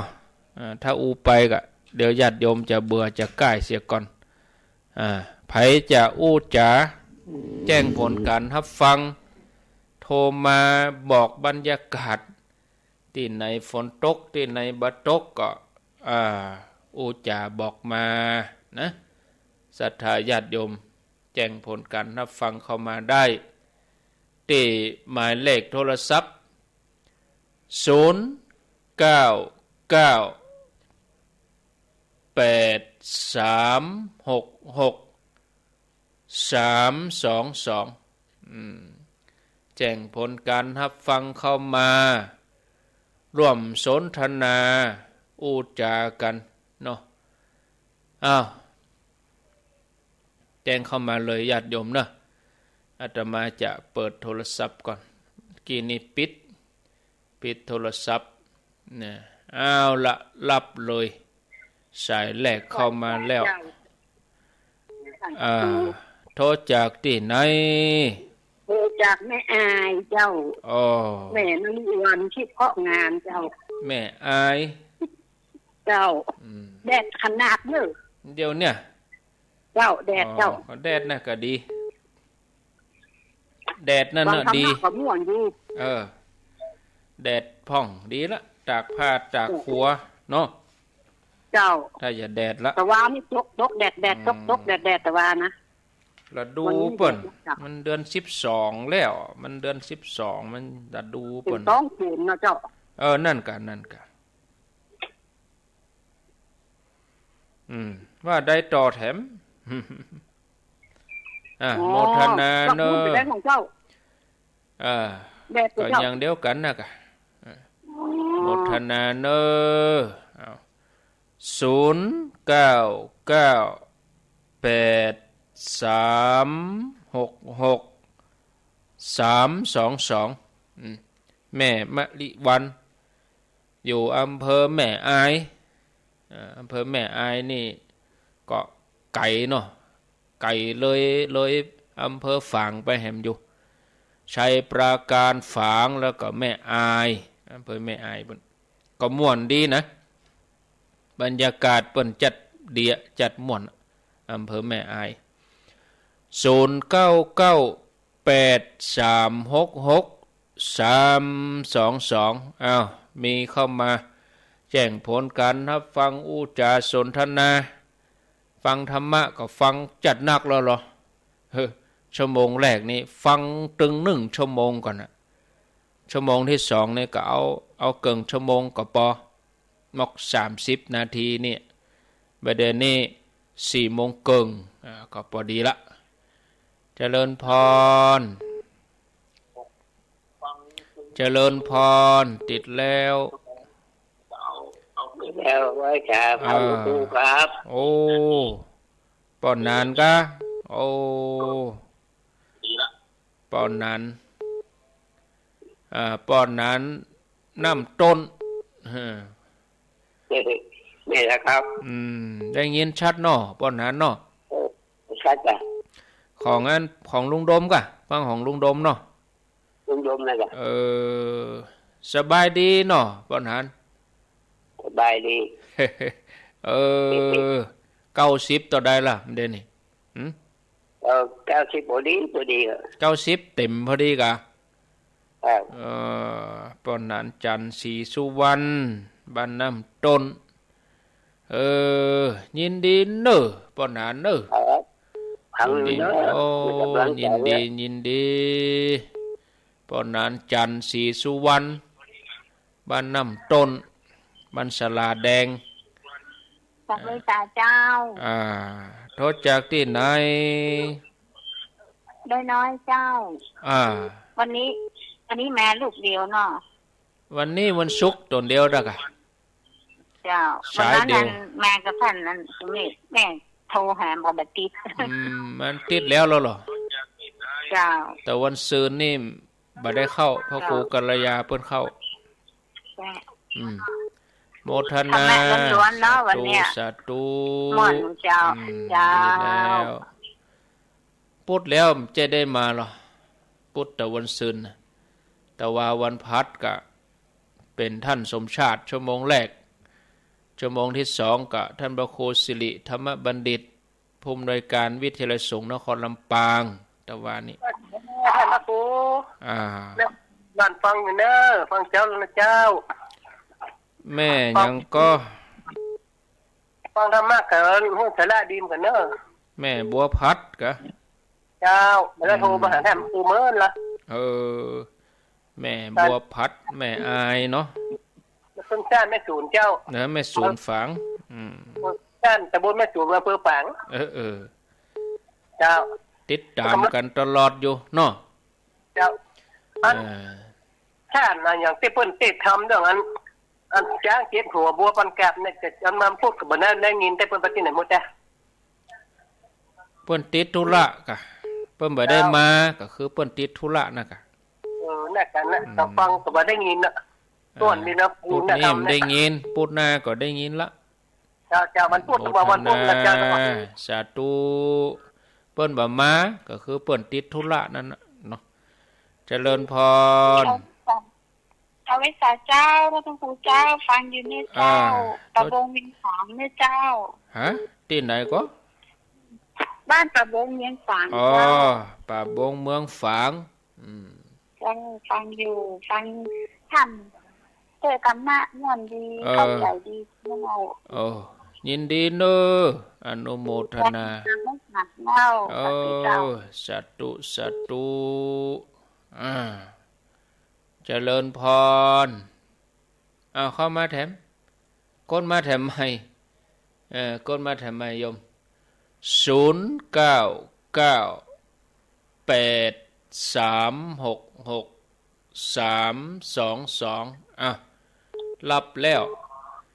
เจริญพรรายงานตัวโทรจากที่ไหนสมอครับที่ไหนก็สมอครับมะเขือเจ้ครับผมละปูนมะเขือเจ้ไว้สายละมะปูนะครับทิ้งให้ความหมดจางหนึ่งส่วนพิธรรมนะครับที่ตอบกันว่านั่นน่ะเนาะครับผมมันได้ยินเหมือนเจ้าว่านั่นแหมเราโทรหากับติ๊กครับยินดียินดีครับสาธุอันนี้เปิ้นอยู่อัน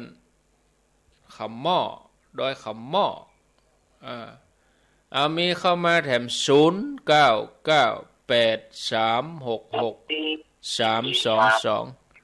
เจริญพรติดแล้วติดแล้วโทรจากที่ไหนมีเข้ามาปิดวิทยุเหรอกะโทรจากละปูนเจ้าละปูนนี่มันกว้างล่ำไป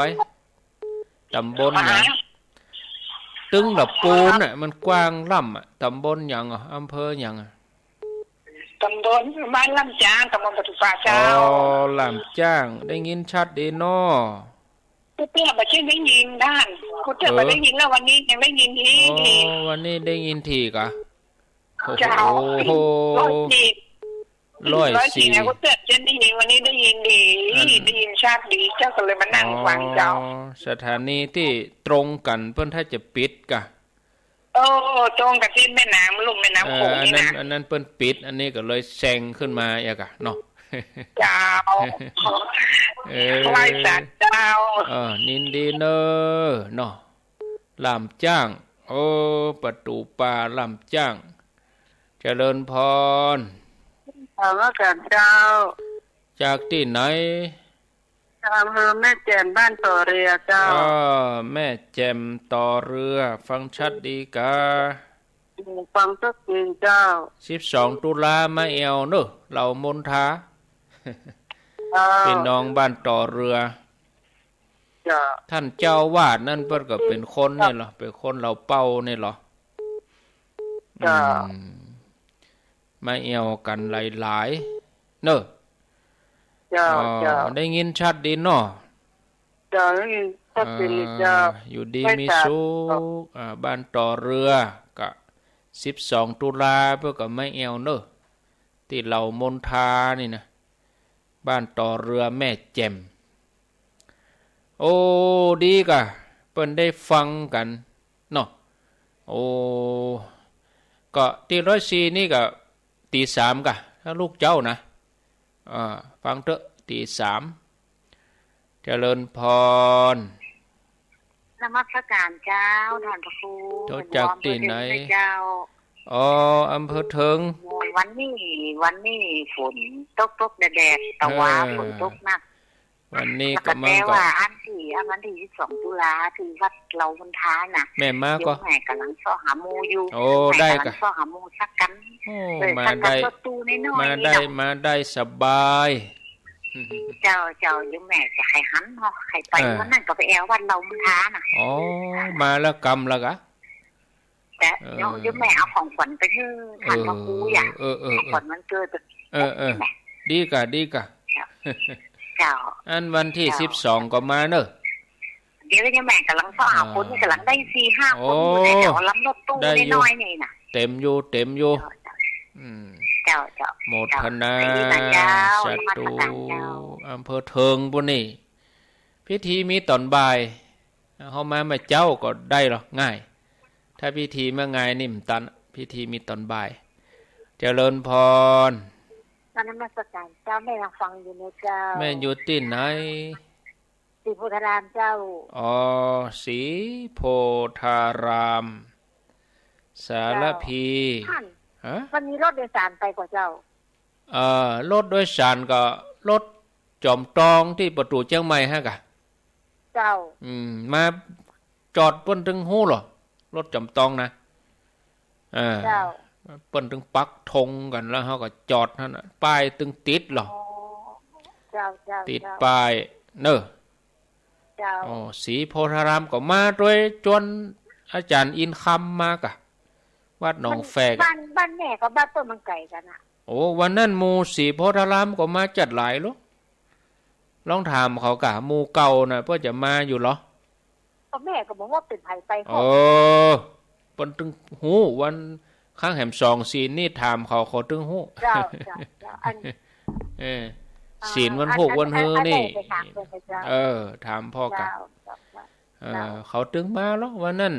ศรีโพธารามมา 2-3 กันก่อนโล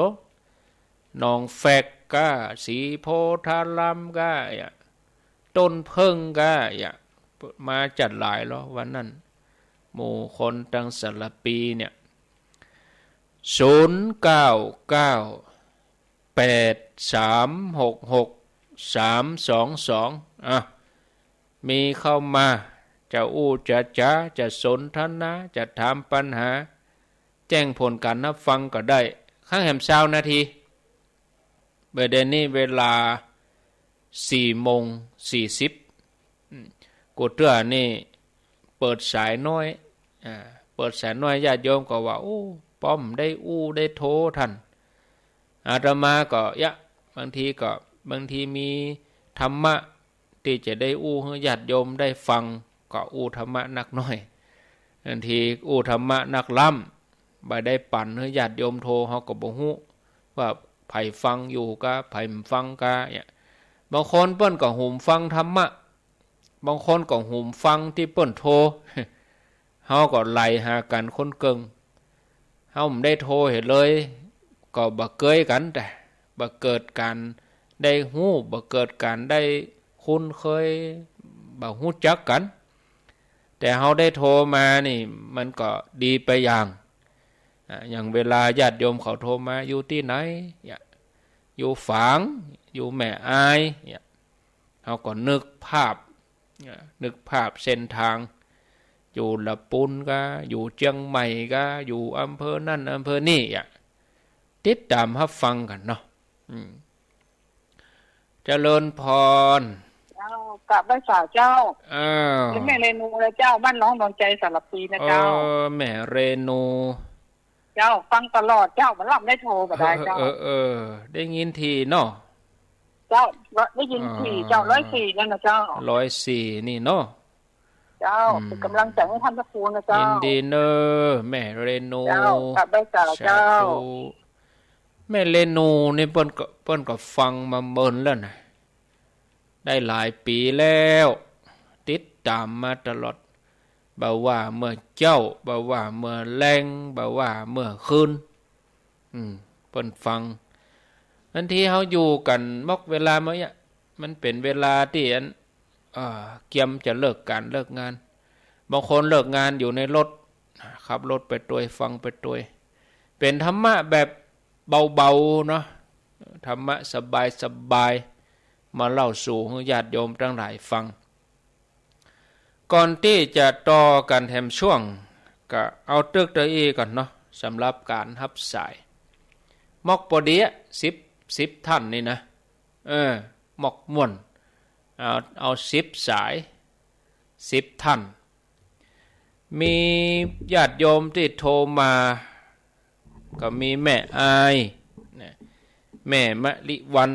แม่อายสายที่2ก็ป้อนนันจันทร์ศรีสุวรรณบ้านน้ำต้นแม่วางฟังของป้อดมบ้านทุ่งเรดิโอสายที่3ก็ดอยน้อยสายที่4ก็แม่บัวพัดบ้านแม่ศูนย์ปุ่นอำเภอฝางสายที่5ก็ป่าบงฝางสายที่6ดอยขม้อบะเขือเจละปูนสายที่7อันนี้ล่ามจ้างประตูป่าละปูนสายที่8ต่อเรือแม่แจ่มโอ้โหจากละปูนข้ามดอยอินทนนท์ไปปุ้นแถมสดไปแม่แจ่มจากแม่แจ่มไปแอวอำเภอเทิงเชียงไฮ้ปุ้นโอ้แม่บัวเปิ่นฟังว่าประเด็นนี้มีเทคโนโลยีเข้ามาช่วยฟังทางอินเทอร์เน็ตฟังทางเฟซบุ๊กก็อนุโมทนาบุญตัวจะมาลูกวันที่12 ตุลาแล้วแหมสายหนึ่งก็สีโพธารามสารพีสีโพธารามสารพีแหมสายหนึ่งแม่เรนูสุดท้ายร้องดอนใจก่อนที่อาตมานึกว่าเปิ้นอยู่สันกำแพงวะแปลว่าเปิ้นอยู่ร้องดอนใจสารปีก่อนทีนึกว่าเปิ้นอยู่สันกำแพงก็ใกล้กันฮะเนาะสันกำแพงสารปีใกล้กันฮะญาติพี่น้องก็ไปมาหาสู่กันเอาครั้งแถม15 นาทีญาติโยมท่านทั้งหลายอาตมาจะอู้ถึงเรื่องผูกมิตรไว้ดีกว่าผูกมิตรไว้ดีกว่าญาติโยมทั้งหลายการดำเนินชีวิตอยู่บนโลกเขาเนี่ยมีความจำเป็นที่เขาจะต้องเปิ่งป้าอาศัยกันอาศัยซึ่งกันและกันนี่นะเขาจะต้องมีญาติสนิทมิตรสหายมีพวกพ้องลูกน้องบริวารคนทั้งหลายนี่จะช่วยเหลือสนับสนุนเป็นกำลังใจให้ชีวิตของเราราบรื่นมีกำลังใจในการสร้างความดีฉะนั้นเราควรจะผูกมิตรกันไว้ถ้าเราหันไปทิศใดก็มีแต่มิตรรอบตัวในสมัยพุทธกาลมีอุบาสกคนหนึ่งอุบาสกคนนี้มีชื่อว่ามิตตคันธกะอาศัยอยู่ที่เมืองสาวัตถีเมื่อถึงวัยอันควรเขาก็มีความประสงค์จะมีครอบครัวก็ไปสู่ขอลูกสาวของมิตรสหายของเขาฮะนะปอที่จะมาแบ่งเบาภาระยามมีไข้มีภัยนี่นะญาติโยมทีนี้เขาก็ไปผูกมิตรนะไปผูกมิตรไปสู่ขอกุลธิดาถามถึงมิตรสหายของเขาที่ปอจะช่วยแบ่งเบาภาระได้ตัวกุลธิดานางนี้ก็เลยให้เขาไปเกิดความสนิทสนมคุ้นเคยกับคนต่างๆที่ปอจะเปิ่งอาศัยได้ก่อนเพื่อเป็นการว่าอย่างใดเข้ากับไผได้พ่องอู้ง่ายๆนะต้องเข้ากับคนอื่นได้บัดสามบัดสี่จะเอาข้าเจ้าไปอยู่ตัวนี่ถ้าว่าเจ้าเบาเป็นคนใจแคบนี่เข้าไผบ่ได้นี่ข้าเจ้าบ่เอาอีกเมื่อจะเอาข้าเจ้าไปอยู่ตัวจะต้องไปผูกมิตรกับคนอื่นเขาก็เริ่มผูกมิตรกับคนสำคัญหลายๆคนคนตั้งหลายก็เริ่มยอมรับเขาประพฤติโดยหลักสังฆะวัตถุฮือตาลแล้วก็อู้ม่วนจาหวานบำเพ็ญตนให้เป็นประโยชน์แล้วก็วางตัวเสมอต้นเสมอไป ให้ดีวจีไพเราะเหมาะแก่การสมานชุมชนอันนี้คือหลักสังฆาวัตถุเริ่มต้นไปผูกมิตรกับคนที่เฝ้าประตูเมืองผูกมิตรกับเสนาอามาตย์ตลอดจนถึงเอาตัวเข้าไปหับใจพญาเจ้าเมือง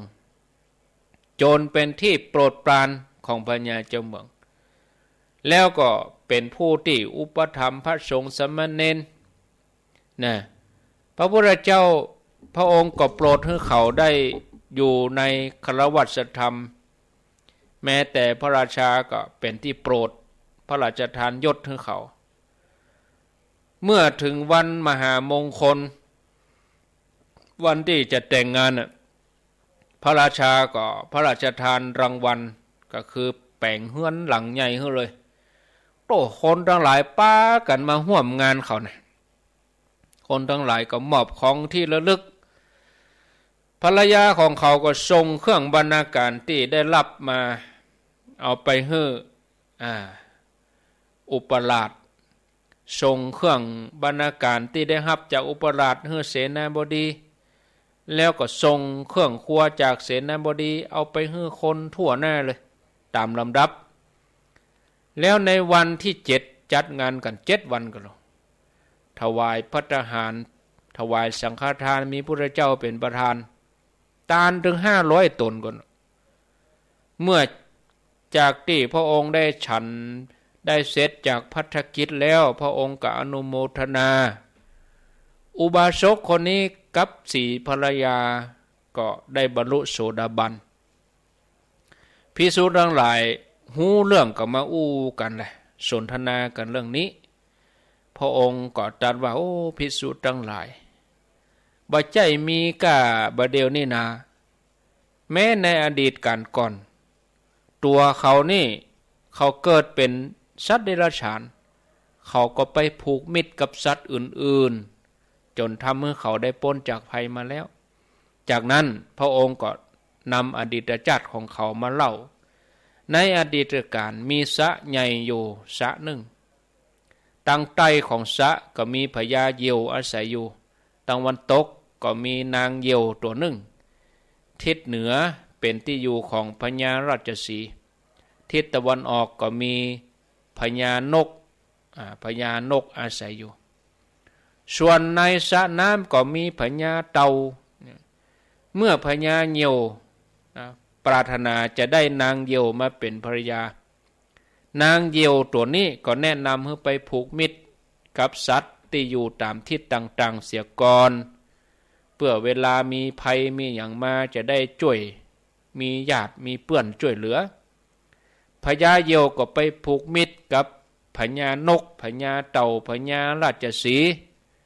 หลังจากนั้นเมื่อผูกมิตรดีแล้วจึงกู้ก็ตกลงอยู่ร่วมกันแปลงหางอยู่บนต้นไม้อยู่ที่เกาะกลางน้ำต่อมาบ่เมินบ่นานนางเหยี่ยวนี่ก็ไข่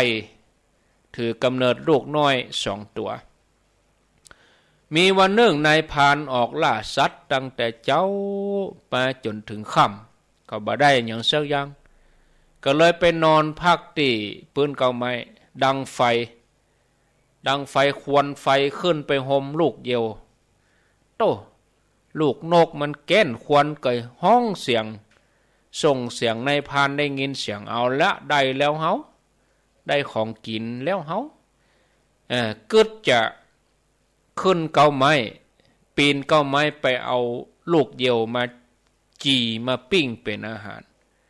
นางเหยี่ยวได้หันเหตุการณ์ก็เลยบอกพญาเหยี่ยวว่าไปช่วยกันไปขอความช่วยเหลือจากเพื่อนเฮาไปพญาเหยี่ยวก็ไปบอกพญานกก่อนพญานกก็ปอบบอกว่าพระท่ากลัวธรรมดาบัณฑิตทั้งหลายย่อมช่วยเหลือมิตรสหายในยามมีภัยพญานกก็บินไปจับตียอดไม้เฝ้าพอเหตุการณ์การกระทำของนายพรานขณะที่นายพรานกำลังปีนขึ้นเก้าไม้กำลังจะถึงหังพญานกก็ดำลงไปในสระเอาจะงอยปากเนี่ยดูดน้ำอมน้ำมาพ่นใส่คบเพลิงนายพรานเมื่อ ไฟดับก็ลงมาจุดทำไมจะเอาไปเผาหางนกหรอหลายเตื้อหลายครั้งขึ้นกองไม้ใกล้จะถึงนกก็พ่นน้ำใส่โอ้ตั้งแต่แรงจนถึงเที่ยงคืนโอ้นายพรานก็บ่ละความพยายามพญานกก็รู้สึกหน่อยละบินหลายเที่ยวโอ้พญาเหยี่ยวขอบคุณน้ำใจหรอพญานกไปท่านไปพักผ่อนก่อนจากนั้นก็บินไปขอความช่วยเหลือพญาเต่าว่าโอ้บัดท่าห่วงเขาจะช่วยอย่างสุดกำลังบัณฑิตไม่ทิ้งกันมีความจริงใจต่อกันเขาจะช่วยเหลือเฮ้อเนยเนี่ยญาติโยมลูกเต่าน้อยตัวนิดตัวน้อยน่ะที่อยู่ใกล้ๆพญาเต่ามีความคิดว่าเอาจะต้องช่วยเหลือเพื่อนเขาลูกเต่าก็ว่าเดี๋ยวลูกทั้งหลายจะช่วยป้อแหมอีกแล้วลูกเต่าทั้งหลายจะมาทำหน้าที่แทนพญาเต่าห้ามไว้เพราะว่าเต่ายังตัวน้อยอยู่เป็นลูกน้อยอยู่จากนั้นเต่าก็ดำลงไปเอาขี้เปอะเอาสาลายเอาตะจอกตะเนมาเอามัดถมใส่อันกองไฟนะสัตยาติโยมทีนี้ก็เอามากอไปนายพรานอย่างอันก็ไล่ยับเต่าดำลงน้ำนายพรานบอกว่าน้ำลึกแต่ได้ก็กระโดดลงไปงมซ่อหาเต่าจัดเหมือนกับบปะลอยคออยู่หันหนาวก็หนาวเหนื่อยก็เหนื่อยขึ้นฝั่งมานายพรานกำลังจะดังไฟเกียมหลัวเกียมอย่างดังไฟจะขึ้นไปยับนกแหมนางเหยี่ยวก็บอกให้พญาเหยี่ยวไปขอความช่วยเหลือกับพญาราชสีห์พญาราชสีห์ก็มาพญาราชสีห์ล่นไปหาตีนนายพรานหันพญาราชสีห์ล่นตรงมาเกิดความกลัวนายพรานก็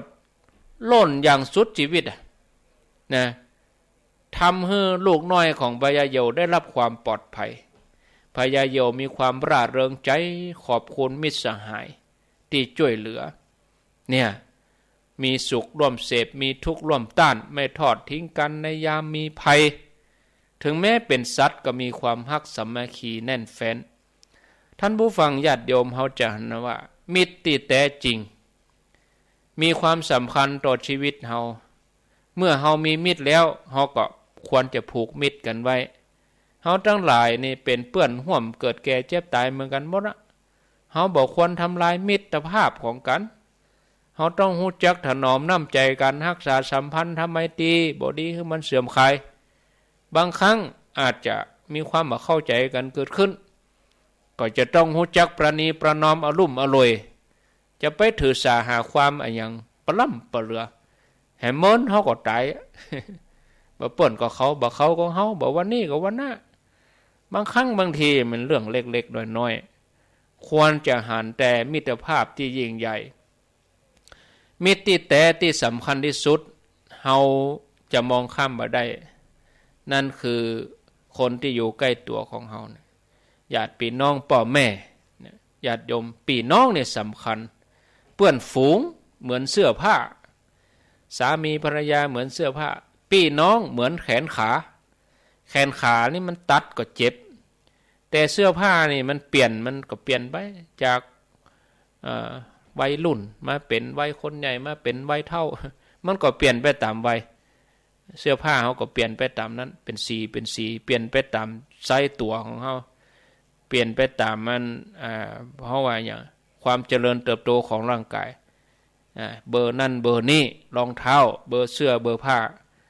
เขาจะไปย้อนใส่เสื้อผ้าเป็นละอ่อนใส่ไม่ได้แล้วเขาใหญ่แล้วเขาไปคลุกคลีกับละอ่อนเป็นวัยรุ่นมันก็เปิงมันก็เปลี่ยนกันไปตามเพื่อนฝูงคนใหญ่เพื่อนฝูงคนเฒ่าเพื่อนฝูงละอ่อนเปลี่ยนกันไปจากเรียนสถาบันนี้ก็ไปเรียนสถาบันนั้นเปลี่ยนอนุบาลเปลี่ยนประถมเปลี่ยนมัธยมเพื่อนร่วมงานเปลี่ยนไปตามนั้นเปลี่ยนเปื้อนนี่มันปอเจ็บตัวเลยตัดเปื้อนอันบดีก็ตัดไปฮะอันดีก็รักษาไว้แต่ว่าถ้าเป็นพี่น้องเนี่ยเหมือนแขนขาตัดแล้วบ่ได้นะญาติโยมทั้งหลายเนาะพอสมควรแก่เวลาก็พอเวลาแล้วก็คงจะต้องได้นำรายการ จากลาศรัทธาญาติโยมท่านสาธุชนทุกคนทุกท่านไปก่อนเนาะอาตมาภาพได้นำเสนอสาระธรรมะมาหันว่าพอสมควรแก่เวลาวันนี้ได้ได้จ่าอันใดบ่ถูกหูบ่ถูกใจก็ขอสุมาอภัยท่านที่โทรมาบัดดันก็บ่เป็นยังเอาไว้โอกาสหน้าเฮายังจะได้มาปะกันแถมอยู่ปะกันในโอกาสหน้าขอบคุณทุกคลื่นทุกสถานียินดีที่โทรมาแล้วก็แจ้งผลการรับฟังให้กำลังใจตัวก็ญาติโยมติดตามรับฟังรายการต่อไปเนอะครูบาอาจารย์เปิ้นก็ยังจะมีสาระธรรมะมามอบให้กับศรัทธาญาติโยมอยู่ตลอดญาติโยมติดตามรับฟังกันโทรศัพท์มาก็เป็นกำลังใจให้กับพระสงฆ์องค์สังฆเจ้าที่เปิ้นจัดรายการไม่ว่าจะเป็นช่วงเวลาใดสำหรับวันนี้ขอความสุขความสวัสดีจงได้บังเกิดแก่พ่อแม่ศรัทธาญาติโยมทุกคนทุกท่านอายุวันโนสุขังปลัง